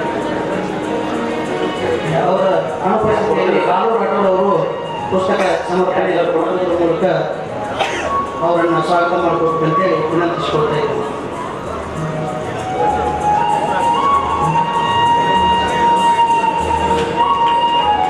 ಅದೇ ರೀತಿಯಾಗಿ ರೋಡ್ ತಾಲೂಕು ವಕೀಲ ಸಂಘದ ಕಾರ್ಯದರ್ಶಿ ಅವರಾದ ಶ್ರೀ IF ಆರೋಗ್ಯ ಅವರಿಗೆ ಜಿಲ್ಲಾ ನ್ಯಾಯಾಂಗ, ಲೋಕೋಪಯೋಗಿ ಇಲಾಖೆ ಹಾಗೂ ರೋಡ್ ವಕೀಲ ಸಂಘದ ಪರವಾಗಿ ಮತ್ತು ವೈಯಕ್ತಿಕವಾಗಿ ಆತ್ಮವಾಗಿ ಸ್ವಾಗತ ಕೋರುತ್ತೇನೆ. ಶ್ರೀ NS ಬಸವರೆಡ್ಡಿ ವಕೀಲರು ಈ ಕಾರ್ಯಕ್ರಮಕ್ಕೆ ಪುಸ್ತಕ ಸಮರ್ಪಣೆ ಮಾಡುವುದರ ಮೂಲಕ ಅವರನ್ನು ಕೂಡ ಸ್ವಾಗತ ಮಾಡಬೇಕು ಅಂತ ಹೇಳಿ ವಿನಂತಿಸಿಕೊಳ್ತಾ ಇದ್ದೇನೆ.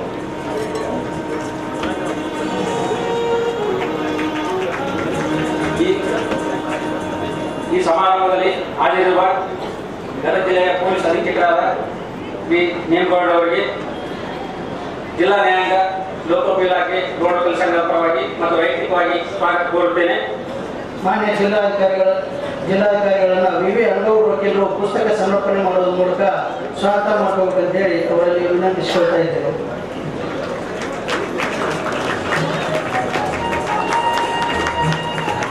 ಈ ಸಮಾರಂಭದಲ್ಲಿ ಉಪಸ್ಥಿತಿರುವ ಎಲ್ಲ ಸಹೋದ್ಯೋಗಿ ನ್ಯಾಯಾಧೀಶರಿಗೆ, ರೋಡ್ ವಕೀಲರ ಸಂಘದ ಪದಾಧಿಕಾರಿಗಳಿಗೆ, ವಕೀಲರ ಸಂಘದ ಹಿರಿಯ ಮತ್ತು ಕಿರಿಯ ವಕೀಲರಿಗೆ, ಜನಪ್ರತಿನಿಧಿಗಳಿಗೆ, ಲೋಕೋಪಯೋಗಿ ಇಲಾಖೆಯ ಎಲ್ಲ ಅಧಿಕಾರಿಗಳಿಗೆ, ಗುತ್ತಿಗೆದಾರರಿಗೆ, ಅಭಿಯೋಜನಾ ಇಲಾಖೆಯವರಿಗೆ, ನ್ಯಾಯ ಇಲಾಖೆ ಸಿಬ್ಬಂದಿ ವರ್ಗದವರಿಗೆ, ಪೊಲೀಸ್ ಇಲಾಖೆಯವರಿಗೆ, ವಾರ್ತಾ ಇಲಾಖೆ ಅಧಿಕಾರಿಗಳಿಗೆ, ವಿವಿಧ ಇಲಾಖೆಯ ಮಹಿಳೆಯರಿಗೆ, ಮಾಧ್ಯಮದವರಿಗೆ, ಇಲ್ಲಿ ನೆರೆದಿರುವ ಎಲ್ಲ ನಾಗರಿಕರಿಗೆ ಮತ್ತು ಈ ಕಾರ್ಯಕ್ರಮದಲ್ಲಿ ಉಪಸ್ಥಿತಿರುವ ಎಲ್ಲರಿಗೂ ಜಿಲ್ಲಾ ನ್ಯಾಯದ ಲೋಕೋಪಯೋಗಿ ಇಲಾಖೆ ಮತ್ತು ರೋಡ್ ವಕೀಲರ ಪರವಾಗಿ ಮತ್ತು ವೈಯಕ್ತಿಕವಾಗಿ ಆತ್ಮೀಯ ಸ್ವಾಗತ ಕೋರುತ್ತೇವೆ.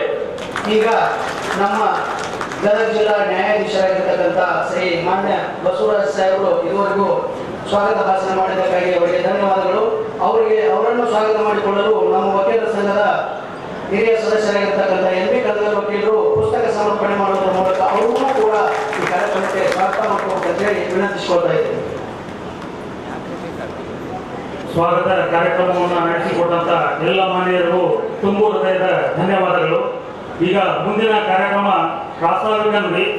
ನಮ್ಮ ವಕೀಲರ ಸಂಘದ ಹಿರಿಯ ವಕೀಲರಾದಂಥ ಶ್ರೀ BS ಸಜ್ಜನರ್ ವಕೀಲರು ಈ ಪ್ರಾಸ್ತಾವಿಕ ನುಡಿ ಕಾರ್ಯಕ್ರಮವನ್ನು ನಡೆಸಿಕೊಳ್ಬೇಕು ಅಂತ ಅವರಲ್ಲಿ ವಿನಂತಿಸ್ತಾ ಇದ್ದೇವೆ. ಎಲ್ಲರಿಗೂ ಶುಭೋದಯ. ಗಜೇಂದ್ರ ತಾಲೂಕಿಗೆ ಇಂದು ಸುದಿನ. ಗಜೇಂದ್ರದ ಗುಡ್ಡದ ಮೇಲಿರುವ ಕೋಟೆಯು ಗುರಿಯ ದುರ್ಗದ ಸಾಲಿಗೆ ಸೇರಿದೆ. ಕ್ರಿಸ್ತಶಕ 1674ರಲ್ಲಿ ಶಿವಾಜಿಯು ಗಜೇಂದ್ರದಲ್ಲಿ ಕೋಟೆಯನ್ನು ಕಟ್ಟಿಸಿದೆಂದು ತಿಳಿದು ಬಂದಿರುತ್ತದೆ. 1688ರಲ್ಲಿ ದಕ್ಷಿಣದಿಂದ ಗಜೇಂದ್ರಕ್ಕೆ ಮೊದಲು ಬಂದ ಗೋರ್ಪಡೆ ಮಾಡಿದಂತ ಬಯಲಿಸಿ ಇಲ್ಲವೇ ಅವರ ಮಗನಾದ ಮಾಲೋಜಿ ರಾಯರು ಶಿವಾಜಿ ಕಾಲದ ಈ ಕೋಟೆಯನ್ನು ಕಟ್ಟಲು ಪುನರಾರಂಭಿಸಿದರೆ ಅದು ದೌಲತ್ ರಾಯರ ಕಾಲದಲ್ಲಿ ಪೂರ್ತಿಯಾಗಿರಬೇಕು ಅಂತ ಇತಿಹಾಸದಿಂದ ತಿಳಿದು ಬರುತ್ತದೆ. ಈ ಗಜೇಂದ್ರ ಗುಡ್ಡದ ಮೇಲೆ ದಕ್ಷಿಣ ಕಾಶಿ ಎಂದು ಕರೆಯಲ್ಪಡುವ ಶ್ರೀ ಕಾಲಕಾಲೇಶ್ವರ ದೇವಸ್ಥಾನ ಪುರಾತನ ಕಾಲದ್ದು ಎಂದು ಈ ಸುಪ್ರಸಿದ್ಧ ಪವಿತ್ರ ತಾಣದ ಪಕ್ಕದಲ್ಲಿ ನೂತನ ನ್ಯಾಯಾಲಯ ಪ್ರಾರಂಭವಾಗುತ್ತಿರುವುದು ಅಭಿನಂದನೀಯವಾಗಿದೆ. ಗಜೇಂದ್ರಗಡವನ್ನು ದಿನಾಂಕ 1/2018ರಂದು ಹೊಸ ತಾಲೂಕು ಅಂತ ಘೋಷಣೆ ಮಾಡಿದ್ದು ಇರುತ್ತದೆ. ಈ ಗಜೇಂದ್ರ ತಾಲೂಕಿನಲ್ಲಿ ದಿನಾಂಕ 4/7/2018ರಿಂದ ವಾರಕ್ಕೆ 1 ದಿನ, ತದನಂತರ 4/2/2019ರಂದು ವಾರಕ್ಕೆ 3 ದಿನ ಬಾಡಿಗೆ ಕಟ್ಟಡದಲ್ಲಿ ವೆಟರ್ನರಿ ಕೋರ್ಟು ಕಾರ್ಯವನ್ನು ನಿರ್ವಹಿಸಿರುತ್ತದೆ. ಇನ್ನು ಮುಂದೆ ಪೂರ್ಣ ಪ್ರಮಾಣದ ನ್ಯಾಯಾಲಯಕ್ಕೆ ಅನುವು ಮಾಡಿಕೊಡಬೇಕಾಗಿ ಶ್ರೀಯುತರನ್ನು ವಿನಂತಿಸಿಕೊಳ್ಳುತ್ತೇನೆ. ಸದ್ಯ ಅಕ್ಟೋಬರ್ ಹಂತಕ್ಕೆ ಗಜೇಂದ್ರ ನ್ಯಾಯಾಲಯದಲ್ಲಿ 592 ಸಿವಿಲ್ ಪ್ರಕರಣಗಳು ಮತ್ತು 781 ಕ್ರಿಮಿನಲ್ ಪ್ರಕರಣಗಳು ಸೇರಿ ಒಟ್ಟು 1373 ಪ್ರಕರಣಗಳು ಚಾಲ್ತಿಯಲ್ಲಿರುತ್ತವೆ. ಇಂದು ಸ್ವಂತ ಜಾಗೆಯಲ್ಲಿ ಸುಮಾರು 9,80,00,000 ರೂಪಾಯಿ ವೆಚ್ಚದಲ್ಲಿ ನೂತನ ನ್ಯಾಯಾಲಯದ ಶಂಕುಸ್ಥಾಪನೆ ನೆರವೇರಿರುವುದು ನಮ್ಮೆಲ್ಲರಿಗೂ ಹೆಮ್ಮೆಯ ಸಂಗತಿಯಾಗಿದೆ. ಮತ್ತು ಈ ನೂತನ ನ್ಯಾಯಾಲಯದ ಶಂಕುಸ್ಥಾಪನೆಯನ್ನು ಗೌರವಾನ್ವಿತ ನ್ಯಾಯಮೂರ್ತಿಗಳು ಹಾಗೂ ಗದಗ ಜಿಲ್ಲಾ ಆಡಳಿತಾತ್ಮಕ ನ್ಯಾಯಮೂರ್ತಿಗಳಾದ ಸನ್ಮಾನ್ಯ ಶ್ರೀ ವಿ ಶ್ರೀಶಾನಂದ ಸಾಹೇಬರು ಶಂಕುಸ್ಥಾಪನೆಯನ್ನು ನೆರವೇರಿಸಿರುವುದು ನಮ್ಮೆಲ್ಲರಿಗೂ ಹೆಮ್ಮೆಯ ವಿಷಯ. ಮತ್ತು ಸದರಿ ಶಂಕುಸ್ಥಾಪನೆ ಕಾರ್ಯಕ್ರಮದ ಅಧ್ಯಕ್ಷತೆಯನ್ನು ವಹಿಸಿರುವ ನಿಮ್ಮೆಲ್ಲರ ನೆಚ್ಚಿನ ಕಾನೂನು ಸಚಿವರು ಹಾಗೂ ನಮ್ಮ ಭಾಗದ ಜನಮೆಚ್ಚಿದ ನಾಯಕರಾದ ಸನ್ಮಾನ್ಯ ಶ್ರೀ HK ಪಾಟೀಲ್ ಸಾಹೇಬರು ಮತ್ತು ಜನಮೆಚ್ಚಿದ ನಾಯಕರಾದ ಮಾಜಿ ಮುಖ್ಯಮಂತ್ರಿಗಳು ಮತ್ತು ಮಾನ್ಯ ಸಂಸದರಾದ ಸನ್ಮಾನ್ಯ ಶ್ರೀ ಬಸವರಾಜ ಬೊಮ್ಮಾಯಿ ಸಾಹೇಬರು ಮತ್ತು ಜನಮೆಚ್ಚಿದ ನಾಯಕರು ಹಾಗೂ ನಮ್ಮ ಭಾಗದ ಶಾಸಕರಾದ ಸನ್ಮಾನ್ಯ ಶ್ರೀ JS ಪಾಟೀಲ್ ಸಾಹೇಬರು, ಶಾಸಕರು ರೋಲ್, ಇವರೆಲ್ಲರ ಸಮಕ್ಷಮದಲ್ಲಿ ಈ ಒಂದು ಶುಭ ಕಾರ್ಯ ನೆರವೇರಿರುವುದು ನಮ್ಮೆಲ್ಲರಿಗೂ ಮರೆಯಲಾರದ ಕ್ಷಣವಾಗಿದೆ. ಧನ್ಯವಾದಗಳು. ಧನ್ಯವಾದಗಳು. ಈ ಪ್ರಾಸ್ತಾವಿಕ ನುಡಿ ಕಾರ್ಯಕ್ರಮವನ್ನು ನಡೆಸಿಕೊಟ್ಟಂಥ ಶ್ರೀ BS ಸಜ್ಜನರ್ ವಕೀಲರಿಗೆ. ಇನ್ನು ಮುಂದಿನ ಕಾರ್ಯಕ್ರಮ, ಈ ಕಾರ್ಯಕ್ರಮದ ಉದ್ಘಾಟನೆಗಾಗಿ ಆಗಮಿಸಿರುವಂಥ ಗೌರವಾನ್ವಿತ ನ್ಯಾಯಮೂರ್ತಿಗಳು ಸನ್ಮಾನ್ಯ ಶ್ರೀ ವಿ ಶ್ರೀಶಾನಂದ್ ನ್ಯಾಯಮೂರ್ತಿಗಳು, ಕರ್ನಾಟಕ ಉಚ್ಚ ನ್ಯಾಯಾಲಯ ಹಾಗೂ ಆಡಳಿತಾತ್ಮಕ ನ್ಯಾಯಮೂರ್ತಿಗಳು, ಗದಗ ಜಿಲ್ಲೆ, ಇವರನ್ನು ಪರಿಚಯ ಮಾಡಿಕೊಡಲು ಭಾಷಣವನ್ನು ಮಾಡಲು ಶ್ರೀ VD ಪವಾಸ್ಕರ್ ವಕೀಲರು ವೇದಿಕೆಗೆ ಬರಬೇಕು ಅಂತ ಅವರಲ್ಲಿ ಕೋರ್ತಾ ಇದ್ದೇವೆ. ವೇದಿಕೆಯ ಮೇಲೆ ಆಸೀನರಾದಂತಹ ಎಲ್ಲ ಗಣ್ಯಮಾನ್ಯರಿಗೆ ನಮಸ್ಕಾರಗಳು. ಅದೇ ರೀತಿ ವೇದಿಕೆಯ ಮುಂಭಾಗದಲ್ಲಿದ್ದಂಥ ಎಲ್ಲರಿಗೂ ಸಹ ನಮಸ್ಕಾರಗಳು. ಇಂದು ಗಜೇಂದ್ರಗಡ ನ್ಯಾಯಾಲಯದ ಒಂದು ಅಡಿಗಾಲ ಸಮಾರಂಭಕ್ಕೆ ಆಗಮಿಸಿದಂತಹ ಗೌರವಾನ್ವಿತ ನ್ಯಾಯಮೂರ್ತಿಗಳು ಶ್ರೀ ವೇದವ್ಯಾಸ್ ಶ್ರೀಶಾನಂದ್, ಗೌರವಾನ್ವಿತ ನ್ಯಾಯಮೂರ್ತಿಗಳು ಕರ್ನಾಟಕ ಉಚ್ಚ ನ್ಯಾಯಾಲಯ ಬೆಂಗಳೂರು, ಇವರ ಒಂದು ಪರಿಚಯ ಭಾಷಣ ನನಗೆ ಬಂದಿದ್ದು ಒಂದು ಸದೈವ ಅಂತ ಹೇಳಬಹುದು. ಗೌರವಾನ್ವಿತ ನ್ಯಾಯಮೂರ್ತಿಗಳು ಶ್ರೀ ವೇದವ್ಯಾಸ್ ಶ್ರೀಶಾನಂದ್, ಗೌರವಾನ್ವಿತ ನ್ಯಾಯಮೂರ್ತಿಗಳು ಕರ್ನಾಟಕ ಉಚ್ಚ ನ್ಯಾಯಾಲಯ ಬೆಂಗಳೂರು, ಶ್ರೀಯುತರು ಶ್ರೀ ಜಿ ವೇದವ್ಯಾಸಾಚಾರ್ಯ ಮತ್ತು ಶ್ರೀಮತಿ ಸುಧಾರಾಣಿ ಇವರ ಸುಪುತ್ರರಾಗಿ ದಿನಾಂಕ 29/3/1966ರಲ್ಲಿ ಹಾಸನದಲ್ಲಿ ಜನಿಸಿದರು. ಶ್ರೀಯುತರು ವಿಜ್ಞಾನ ಪದವಿಯನ್ನು ನ್ಯಾಷನಲ್ ಕಾಲೇಜ್ ಬೆಂಗಳೂರಿನಲ್ಲಿ ಹಾಗೂ LLB ಪದವಿಯನ್ನು ಶೇಷಾದ್ರಿಪುರಂ ಕಾನೂನು ಮಹಾವಿದ್ಯಾಲಯ ಬೆಂಗಳೂರಿನಲ್ಲಿ ಪಡೆದಿರುತ್ತಾರೆ. ಮಾನ್ಯರು ವಕೀಲರಾಗಿ ದಿನಾಂಕ 16ನೇ ಆಗಸ್ಟ್ 1991ರಂದು ತಮ್ಮ ತಂದೆಯವರ ಕಚೇರಿಗೆ ಸೇರಿದರು. ಪ್ರಾಥಮಿಕವಾಗಿ ಸಿಟಿ ಸಿವಿಲ್ ಕೋರ್ಟ್ ಬೆಂಗಳೂರು ಮತ್ತು ಕರ್ನಾಟಕ ಹೈಕೋರ್ಟ್ ಬೆಂಗಳೂರಿನಲ್ಲಿ ಸಿವಿಲ್ ಪ್ರಕರಣಗಳ ಪರವಾಗಿ ಮೇಲ್ಮನವಿ ಪ್ರಕರಣಗಳ ಪರವಾಗಿ ವೃತ್ತಿಯನ್ನು ಆರಂಭ ಮಾಡಿದರು ಮತ್ತು ಮುಂಬೈ, ಚೆನ್ನೈ ಮತ್ತು ದೆಹಲಿ ಹೈಕೋರ್ಟ್ಗಳಲ್ಲಿ ಸಿವಿಲ್ ಪ್ರಕರಣಗಳು ಮತ್ತು ಕಂಪನಿ ವಿಷಯಗಳಲ್ಲಿ ಪ್ರಕರಣಗಳನ್ನು ನಡೆಸಿದರು. ವಕೀಲ ವೃತ್ತಿಯ ಜೊತೆಗೆ ಅಣ್ಣಾಮಲೈ ವಿಶ್ವವಿದ್ಯಾನಿಲಯದಿಂದ ಒಪ್ಪಂದ ಕಾನೂನಿನಲ್ಲಿ ಕಾಂಟ್ರಾಕ್ಟ್ ಲಾ LLM ಪದವಿಯನ್ನು ಪಡೆದರು. ಅಲ್ಲದೆ ಸರ್ವೋಚ್ಚ ನ್ಯಾಯಾಲಯದಲ್ಲಿ ಹಲವು ಪ್ರಕರಣಗಳನ್ನು ನಡೆಸಿರುತ್ತಾರೆ. ದಿನಾಂಕ 25/2/2008ರಲ್ಲಿ ಜಿಲ್ಲಾ ನ್ಯಾಯಾಧೀಶರಾಗಿ ನೇರ ನೇಮಕವಾಗಿ ಕರ್ತವ್ಯಕ್ಕೆ ಸೇರಿರುತ್ತಾರೆ. ತದನಂತರ ಹೆಚ್ಚುವರಿ ಜಿಲ್ಲಾ ನ್ಯಾಯಾಧೀಶರಾಗಿ ಕಲಬುರಗಿಯಲ್ಲಿ ಕಾರ್ಯನಿರ್ವಹಿಸಿ, ಪ್ರಧಾನ ಜಿಲ್ಲಾ ಮತ್ತು ಸತ್ರ ನ್ಯಾಯಾಧೀಶರಾಗಿ ಕಾರವಾರದಲ್ಲಿ ಸೇವೆ ಸಲ್ಲಿಸಿ, ನಂತರ CBI ನ್ಯಾಯಾಲಯ ಬೆಂಗಳೂರಿನಲ್ಲಿ ವಿಶೇಷ ನ್ಯಾಯಾಧೀಶರಾಗಿ ಸೇವೆ ಸಲ್ಲಿಸಿ, ತದನಂತರ ಹಾವೇರಿ ಹಾಗೂ ಧಾರವಾಡದಲ್ಲಿ ಪ್ರಧಾನ ಜಿಲ್ಲಾ ಮತ್ತು ಸತ್ರ ನ್ಯಾಯಾಧೀಶರಾಗಿ ಕಾರ್ಯನಿರ್ವಹಿಸಿ, ನಂತರ ಬೆಂಗಳೂರಿನ ಕರ್ನಾಟಕ ರಾಜ್ಯ ಸಾರಿಗೆ ಮೇಲ್ಮನವಿ ನ್ಯಾಯಾಲಯದ ಅಧ್ಯಕ್ಷರಾಗಿ ಕಾರ್ಯನಿರ್ವಹಿಸಿ, ತದನಂತರ ರಿಜಿಸ್ಟ್ರಾರ್ ನ್ಯಾಯಾಂಗ ಮತ್ತು ರಿಜಿಸ್ಟ್ರಾರ್ ಜನರಲ್ ಕರ್ನಾಟಕ ಉಚ್ಚ ನ್ಯಾಯಾಲಯ ಬೆಂಗಳೂರಿನಲ್ಲಿ ಸೇವೆ ಸಲ್ಲಿಸಿದ್ದು, ನಂತರ ಬೆಂಗಳೂರು ಗ್ರಾಮಾಂತರ ಜಿಲ್ಲೆಯ ಪ್ರಧಾನ ಜಿಲ್ಲಾ ಮತ್ತು ಸತ್ರ ನ್ಯಾಯಾಧೀಶರಾಗಿ ಸೇವೆ ಸಲ್ಲಿಸುತ್ತಾರೆ. ನಂತರ 4ನೇ ಮೇ 2020ರಂದು ಕರ್ನಾಟಕ ಉಚ್ಚ ನ್ಯಾಯಾಲಯ ಬೆಂಗಳೂರಿನಲ್ಲಿ ಹೆಚ್ಚುವರಿ ನ್ಯಾಯಮೂರ್ತಿಗಳಾಗಿ ಪದೋನ್ನತಿ ಹೊಂದಿ, ನಂತರ 25ನೇ ಸೆಪ್ಟೆಂಬರ್ 2021ರಂದು ಕರ್ನಾಟಕ ಉಚ್ಚ ನ್ಯಾಯಾಲಯದ ಕಾಯಂ ನ್ಯಾಯಮೂರ್ತಿಗಳಾಗಿ ಪ್ರಮಾಣ ವಚನ ಸ್ವೀಕರಿಸಿದರು. ಪ್ರಸ್ತುತ ಗೌರವಾನ್ವಿತರು ದಿನಾಂಕ 18/6/2024ರಿಂದ ಗದಗ ಜಿಲ್ಲಾ ಆಡಳಿತಾತ್ಮಕ ನ್ಯಾಯಮೂರ್ತಿಗಳಾಗಿ ತಮ್ಮ ಸೇವೆಯನ್ನು ಸಲ್ಲಿಸುತ್ತಿದ್ದಾರೆ. ಇಂತಹ ಒಬ್ಬ ಮಹತ್ವಪೂರ್ಣ ವ್ಯಕ್ತಿಯ ಒಂದು ಪರಿಚಯ ಭಾಷಣವನ್ನು ನನಗೆ ವೇದಿಕೆ ಅಲ್ಲಿ ಮಾಡಲು ಕೊಟ್ಟಂಥ ಎಲ್ಲದ ಒಂದು ಸಂಘಟಕರಿಗೆ ಧನ್ಯವಾದಗಳನ್ನು ಹೇಳಿ ನನ್ನ ಒಂದು ಪರಿಚಯ ಭಾಷಣಕ್ಕೆ ಮಂಗಳವನ್ನು ಹಾಡ್ತಾ ಇದ್ದೇನೆ. ಗೌರವಾನ್ವಿತ ನ್ಯಾಯಮೂರ್ತಿಗಳ ಪರಿಚಯ ಮಾಡಿಕೊಟ್ಟಂಥ ಶ್ರೀ VD ಪವಾಸ್ಕರ್ ವಕೀಲರಿಗೆ ತುಂಬು ಹೃದಯದ ಧನ್ಯವಾದಗಳು. ಇನ್ನು ಮುಂದಿನ ಕಾರ್ಯಕ್ರಮ ಮಾನ್ಯ ಗೌರವಾನ್ವಿತ ನ್ಯಾಯಮೂರ್ತಿಗಳು ಸನ್ಮಾನ್ಯ ಶ್ರೀ ಶ್ರೀಶಾನಂದ್ ನ್ಯಾಯಮೂರ್ತಿಗಳು ಕರ್ನಾಟಕ ಉಚ್ಚ ನ್ಯಾಯಾಲಯ ಹಾಗೂ ಆಡಳಿತಾತ್ಮಕ ನ್ಯಾಯಮೂರ್ತಿಗಳು ಗದಗ ಜಿಲ್ಲೆ, ಇವರು ಈ ಕಾರ್ಯಕ್ರಮವನ್ನು ದೀಪ ಬೆಳಗಿಸುವ ಮೂಲಕ ಉದ್ಘಾಟನೆ ಮಾಡಬೇಕು ಮತ್ತು ಶಿಲಾನ್ಯಾಸ ಕಾರ್ಯಕ್ರಮವನ್ನು ನೆರವೇರಿಸಿಕೊಡ್ಬೇಕು ಅಂತ ಅವರಲ್ಲಿ ತುಂಬು ಹೃದಯದಿಂದ ಕೋರ್ಕೊಳ್ತಾ ಇದ್ದೇವೆ. ಎಲ್ಲ ವೇದಿಕೆ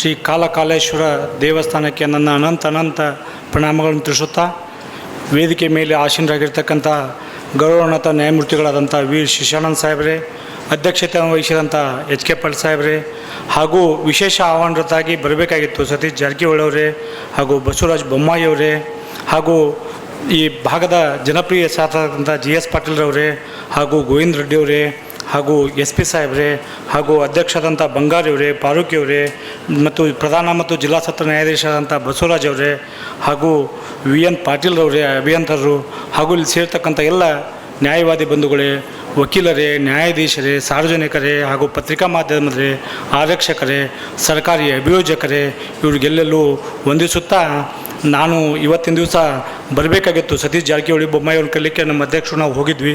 ಅವ್ರು ಪ್ರೀತಿಯಿಂದ ಬರ್ತೀವಪ್ಪ, ನಮಗೆ ಗಜೇಂದ್ರಗಡ ಭಾಳ ಪ್ರೀತಿ ಅನ್ನುವಂಥ ಮಾತನಾಡಿದರು. ಅವರು ಅನಿವಾರ್ಯ ಕಾರಣದಿಂದ ಇವತ್ತು ಬಂದಿಲ್ಲ. ಈ ಕಾರ್ಯಕ್ರಮ ಯಶಸ್ವಿ ಆಗಲಿ ಅಂತೇಳಿ ಬಸವರಾಜ ಬೊಮ್ಮಾಯಿ ಅವರು ಹಾಗೂ ಸತೀಶ್ ಜಾರಕಿಹೊಳಿ ಅವರು ತಮ್ಮ ಸಂದೇಶವನ್ನು ಕಳಿಸಿದ್ದಾರೆ. ಮುಂದಿನ ದಿನಮಾನದಲ್ಲಿ ಮತ್ತೇನಾದರೂ ಕಾರ್ಯಕ್ರಮ ಇದ್ದರೆ ನಾನು ಮಿಸ್ ಮಾಡಿಕೊಳ್ಳದೆ ಈ ಭಾಗಕ್ಕೆ ಬರ್ತೀನಿ ಅನ್ನುವಂಥ ಸಂದೇಶವನ್ನು ಕಳಿಸಿದ್ದಾರೆ. ಆ ಸಂದೇಶವನ್ನು ಓದಲಿಕ್ಕೆ ನನಗೆ ಅವಕಾಶ ಕೊಟ್ಟಂಥ ಸಂಘಟಕರಿಗೆ ವಂದಿಸಿ, ಈಗಾಗಲೇ ಶಿಶಾನಂದ್ ಸಾಹೇಬರು, ಜಿ ಎಸ್ ಪಾಟೀಲ್ ಸಾಹೇಬರು ಸುದೀರ್ಘವಾಗಿ ಮಾತಾಡಿದ್ದಾರೆ. ನಾನು ಮಾತಾಡುವಂಥದ್ದು ಏನಂತ ಭಾಳಿಲ್ಲ. ಒಂದು ವಿಶೇಷತೆ ನನಗೆ ಹೇಳಬೇಕಪ್ಪ ಅಂದ್ರೆ, ನಾವು ರಾಜ್ಯ ವಕೀಲ ಪರಿಷತ್ತಿನ ಸದಸ್ಯರಾಗಿ ಇಡೀ ರಾಜ್ಯವನ್ನು ಸುತ್ತೀವಿ. ಯಾವುದಾದ್ರೂ ಹೊಸ ತಾಲೂಕಾದ ಮ್ಯಾಗ ಅಡಿಗಾಲ್ ಸಮಾರಂಭ ಪ್ರಪ್ರಥಮ ಆಗೈತೆ ಅಂದ್ರೆ ಅದು ಗಜೇಂದ್ರಗಡ. ಇದಕ್ಕೆ ಯಾಕಪ್ಪ ಅಂದ್ರೆ ಈ ವೇದಿಕೆ ಮ್ಯಾಗ ಕುಂತವ್ರೆಲ್ಲ ಅದಕ್ಕೆ ಪ್ರಯತ್ನ ಮಾಡಿದ್ದಾರೆ. ಅದಕ್ಕೆ ತಕ್ಕಂಗೆ ನೀವೇನು ವೇದಿಕೆ ಮುಂದೆ ಕುಂತಿರಲ್ಲ, ನೀವು ಒಂದು ದಿವಸ ಮಕ್ಕೊಂಡಿಲ್ಲ.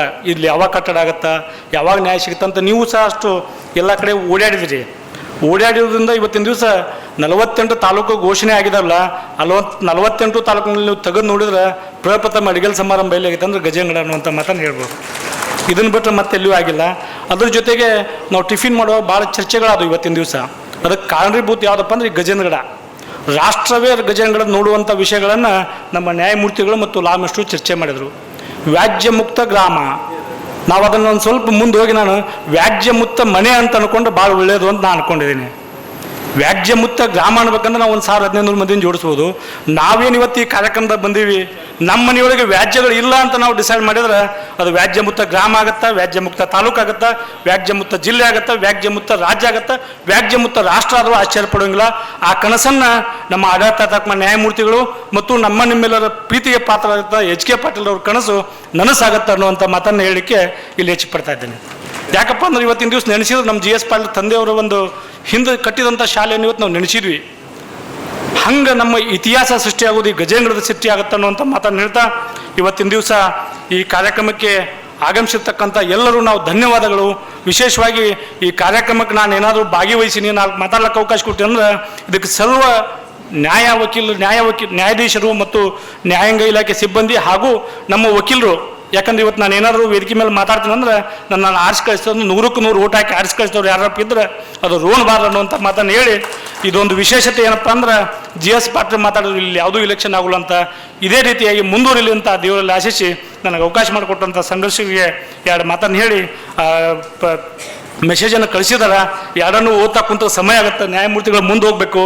ಸತೀಶ್ ಜಾರಕಿಹೊಳಿ ಮತ್ತು ಬೊಮ್ಮಾಯಿ ಅವರು ತಮ್ಮ ಜೊತೆಗೆ ಇದ್ದಾರೆ ಅನ್ನುವಂಥ ಮಾತನ್ನು ಹೇಳಿ ನನ್ನ ಮಾತಿಗೆ ವಿರಾಮ ನೀಡ್ತೀನಿ ಅಂತೇಳಿ ಅಂತೇಳಿ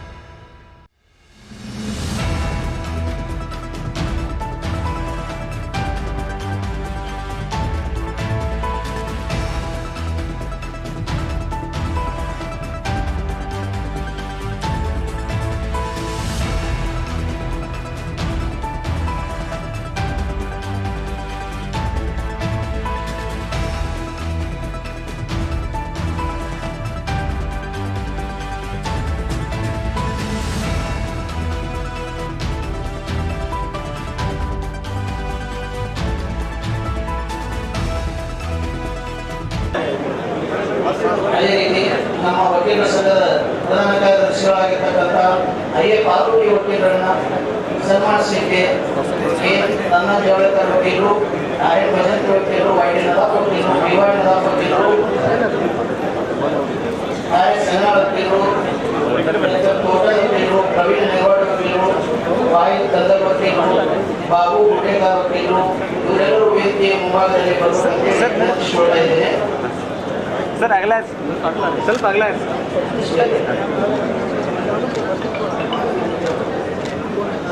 ಓಕೆ.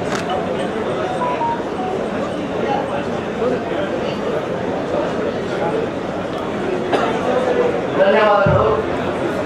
ವಿಎನ್ ಪಾಟೀಲ್ ಕಾರ್ಯನಿರ್ವಾಹಕ ಅಭಿಯಂತರು ಲೋಕೋಪಯೋಗಿ ಇಲಾಖೆ ಗದಗಿಯವರಿಗೆ ಹಾಗೂ ಸನ್ಮಾನವನ್ನು ಮಾಡಿರ್ತಕ್ಕಂಥ ಎಲ್ಲ ವಕೀಲ ಮಹೋದಯರು. ಈಗ ನಮ್ಮ ವಕೀಲರ ಸಂಘದ ಪ್ರಧಾನ ಕಾರ್ಯದರ್ಶಿಗಳಾಗಿರ್ತಕ್ಕಂಥ ಅಯ್ಯ ಪಾರ್ವತಿ ವಕೀಲರನ್ನು ಸನ್ಮಾನಿಸಲು ವೇದಿಕೆಯ ಮೇಲೆ ಬರ್ತಾ ಇದ್ದಾರೆ. ಕೆ ನಂದನ್ ಜವಳಕರ್ ವಕೀಲರು, ಆರ್ಯನ್ ಭಜಂತ್ರಿ ವಕೀಲರು, ವೈಡಿ ನದಾಫ್ ವಕೀಲರು, ಬಿವಾಡಿ ನದಾಫ್ ವಕೀಲರು, ಆರ್ಯನ್ ಸೆನಾಳ್ ವಕೀಲರು, ತೋಟದ ವಕೀಲರು, ಪ್ರವೀಣ್ ನೆಗವಾಡಿ ವಕೀಲರು, ಶಾಹಿದ್ ಕಲ್ದರ್ ವಕೀಲರು, ಬಾಬು ಗುಡೇಗಾರ್ ವಕೀಲರು. ಸನ್ಮಾನವನ್ನು ಸರ್ ಹೊಳಿಸಿ ಹಾಕಿರಿ ಸರ್, ಕ್ಯಾಪ್ ಹೊಳಿಸಿ. ಸ್ವೀಕರಿಸಿದಂಥ ಆರ್ಯ ಪಾರ್ವತಿ ವಕೀಲರು ಹಾಗೂ ಸನ್ಮಾನವನ್ನು ಮಾಡಿದಂಥ ಎಲ್ಲ ನಮ್ಮ ವಕೀಲ ಮಿತ್ರರಿಗೂ ತುಂಬ ಹೃದಯದ ಧನ್ಯವಾದಗಳು. ಇದುವರೆಗೂ ಸರ್ ಸ್ವಲ್ಪ ಅಗಲ ಸನ್ಮಾನವನ್ನ ಸರ್ ಮಾಡಿದಂಥ ಹಾಗೂ ಸನ್ಮಾನವನ್ನು ಸ್ವೀಕರಿಸಿದಂಥ ಎಲ್ಲ ಗೌರವಪೂರ್ವಕ ಗೌರವಾನ್ವಿತರಿಗೆ ತುಂಬ ಹೃದಯದ ಧನ್ಯವಾದಗಳು. ಈಗ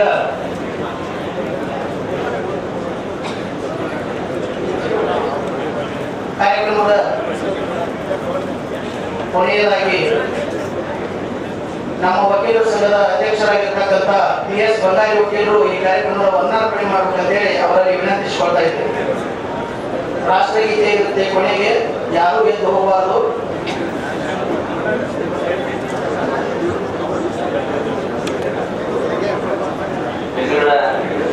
ನಗರದಲ್ಲಿ ನೂತನವಾಗಿ ನಿರ್ಮಿಸುತ್ತಿರುವ ನಿವಾಣಿ ಮತ್ತು ದೈವಶ್ರೀ ನ್ಯಾಯಾಲಯ ಕಟ್ಟಡದ ಶಂಕುಸ್ಥಾಪನೆ ಸಮಾರಂಭದ ಶಂಕುಸ್ಥಾಪನೆ ನೆರವೇರಿಸಿ ಉದ್ಘಾಟನೆಯನ್ನು ಮಾಡಿದಂಥ ಗೌರವಾನ್ವಿತ ನ್ಯಾಯಮೂರ್ತಿ ಶ್ರೀ ವಿ ಶ್ರೀಶಾನಂದ ನ್ಯಾಯಮೂರ್ತಿಗಳು, ಕರ್ನಾಟಕ ಉಚ್ಚ ನ್ಯಾಯಾಲಯ ಹಾಗೂ ಆಡಳಿತ ನ್ಯಾಯಮೂರ್ತಿಗಳು ಗದಗ ಜಿಲ್ಲೆ ಇವರಿಗೆ ನಮ್ಮ ವಕೀಲರ ಸಂಘದಿಂದ ಹಾಗೂ ಬೆಂಗಳೂರಿನ ಎಲ್ಲ ನಾಗರಿಕರ ಪರವಾಗಿ ಹೃತ್ಪೂರ್ವಕ ಅಭಿನಂದನೆಗಳನ್ನು ಸಲ್ಲಿಸುತ್ತೇನೆ.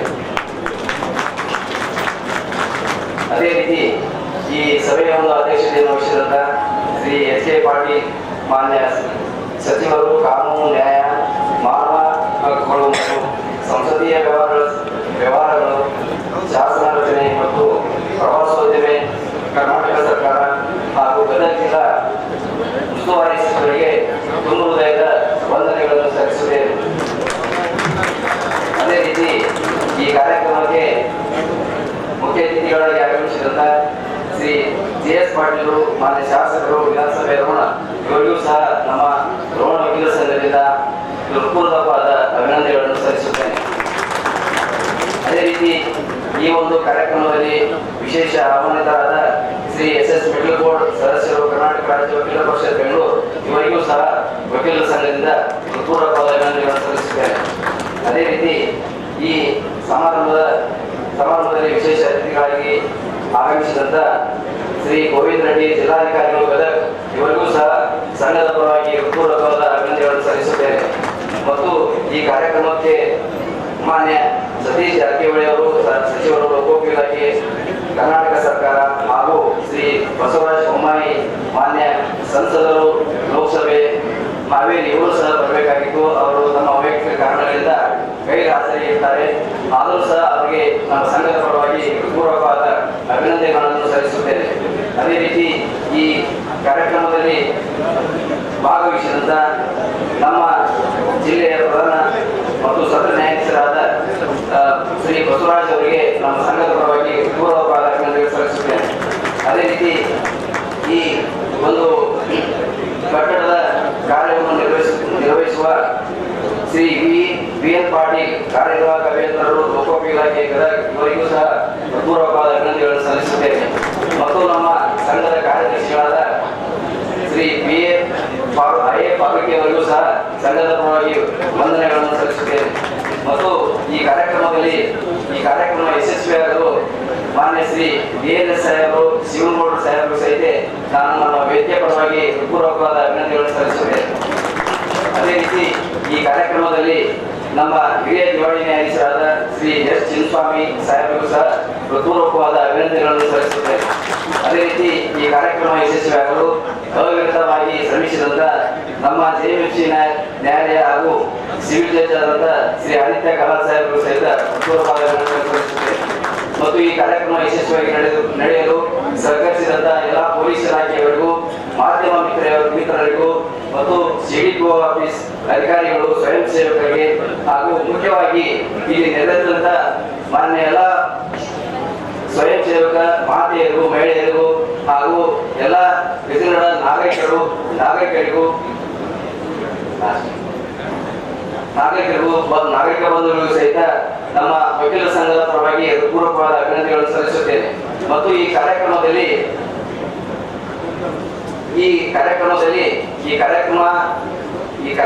ಭಾಗವಹಿಸಿ ಪ್ರಾರ್ಥನೆ ಗೀತೆ, ನಾಡಗೀತೆ ಮತ್ತು ರಾಷ್ಟ್ರಗೀತೆಯನ್ನು ಹಾಡುತ್ತಿರುವಂತ ಹಾಡಿನ ಗೋಡೆಕಾರ ಹಾಗೂ ಸಂಘಟಕರಿಗೆ ನಮ್ಮ ವೇದಿಕೆ ಪರವಾಗಿ ಹೃತ್ಪೂರ್ವಕವಾದ ಅಭಿನಂದನೆಗಳನ್ನು ಸಲ್ಲಿಸುತ್ತೇನೆ.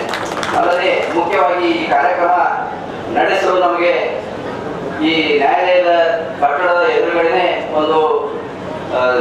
ಒಂದು ಸ್ಟೇಜ್ನ ವ್ಯವಸ್ಥೆಯನ್ನು ಮಾಡಿದ್ದು, ಅಲ್ಲಿ ಮಳೆರಾಯನ ಒಂದು ಕೃಪೆಯಿಂದ ನಿನ್ನೆ ಸುಮಾರು 2 ಗಂಟೆಗಳ ಕಾಲ ಮಳೆ ಸುರಿದಿದ್ದರಿಂದ ಅಲ್ಲಿ ಅಸ್ತವ್ಯಸ್ತ ಆಗಿದ್ದರಿಂದ ನಾವು ಮುಂದೆ ಈ ಕಾರ್ಯಕ್ರಮ ಹೇಗೆ ನಡೆಸಬೇಕು ಅಂತೇಳಿ ನಮ್ಮ ನ್ಯಾಯಾಂಗ ಇಲಾಖೆಯ ಸಾಹೇಬರುಗಳು ಮತ್ತು ನಾವು ವಿಚಾರ ಮಾಡಿದಾಗ ಈ ಬಂಡಿ ಗಾರ್ಡನ್ ಅಂತ ಒಂದು ಸುಂದರವಾದ ಪ್ರದೇಶಕ್ಕೆ ನಾವು ಭೇಟಿ ಕೊಟ್ಟು ಅದರ ಮಾಲೀಕರಾದ ಸಿದ್ದಪ್ಪ ಬಂಡಿಯವರಿಗೆ ನಾವು ಬಂದು ವಿನಂತಿಸಲಾಗಿ ಅವರು ನಮಗೆ ಈ ಕಾರ್ಯಕ್ರಮ ಯಶಸ್ವಿಯಾಗಿ ನಡೆಸಿಕೊಡ್ತೀವಿ, ನೀವೇನು ಅದ್ರ ಬಗ್ಗೆ ಆತಂಕ ಪಡಬೇಡಿ ಅಂತೇಳಿ ನಮಗೆ ಭರವಸೆ ನೀಡಿ ಅವರು ನಮಗೆ ಈ ಕಾರ್ಯಕ್ರಮ ನಡೆಸಲು ಈ ಒಂದು ವೇದಿಕೆಯನ್ನು ನೀಡಿದ್ದಕ್ಕೆ, ಅವಕಾಶ ಮಾಡಿಕೊಟ್ಟಿದ್ದಕ್ಕೆ ಅವರಿಗೆ ನಾವು ನಮ್ಮ ಈ ವೇದಿಕೆಯಿಂದ ಸುಂದರವಾದ ವಂದನೆಗಳನ್ನು ಸಲ್ಲಿಸುತ್ತೇನೆ.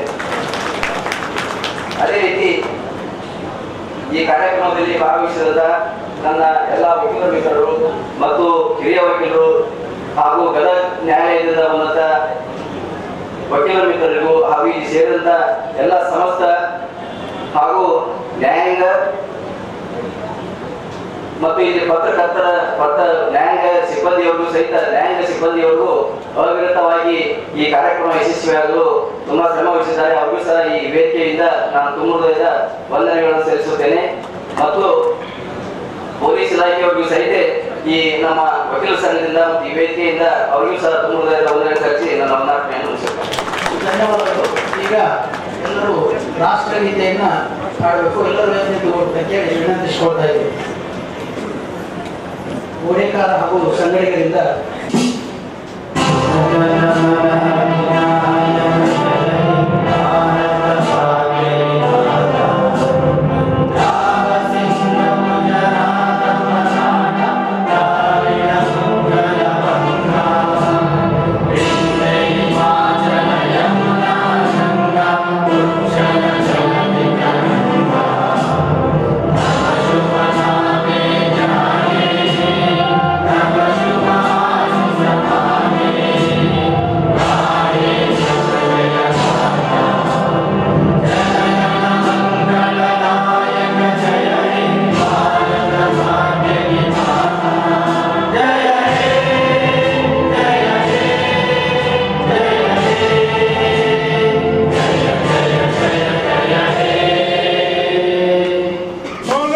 भारत माता की जय।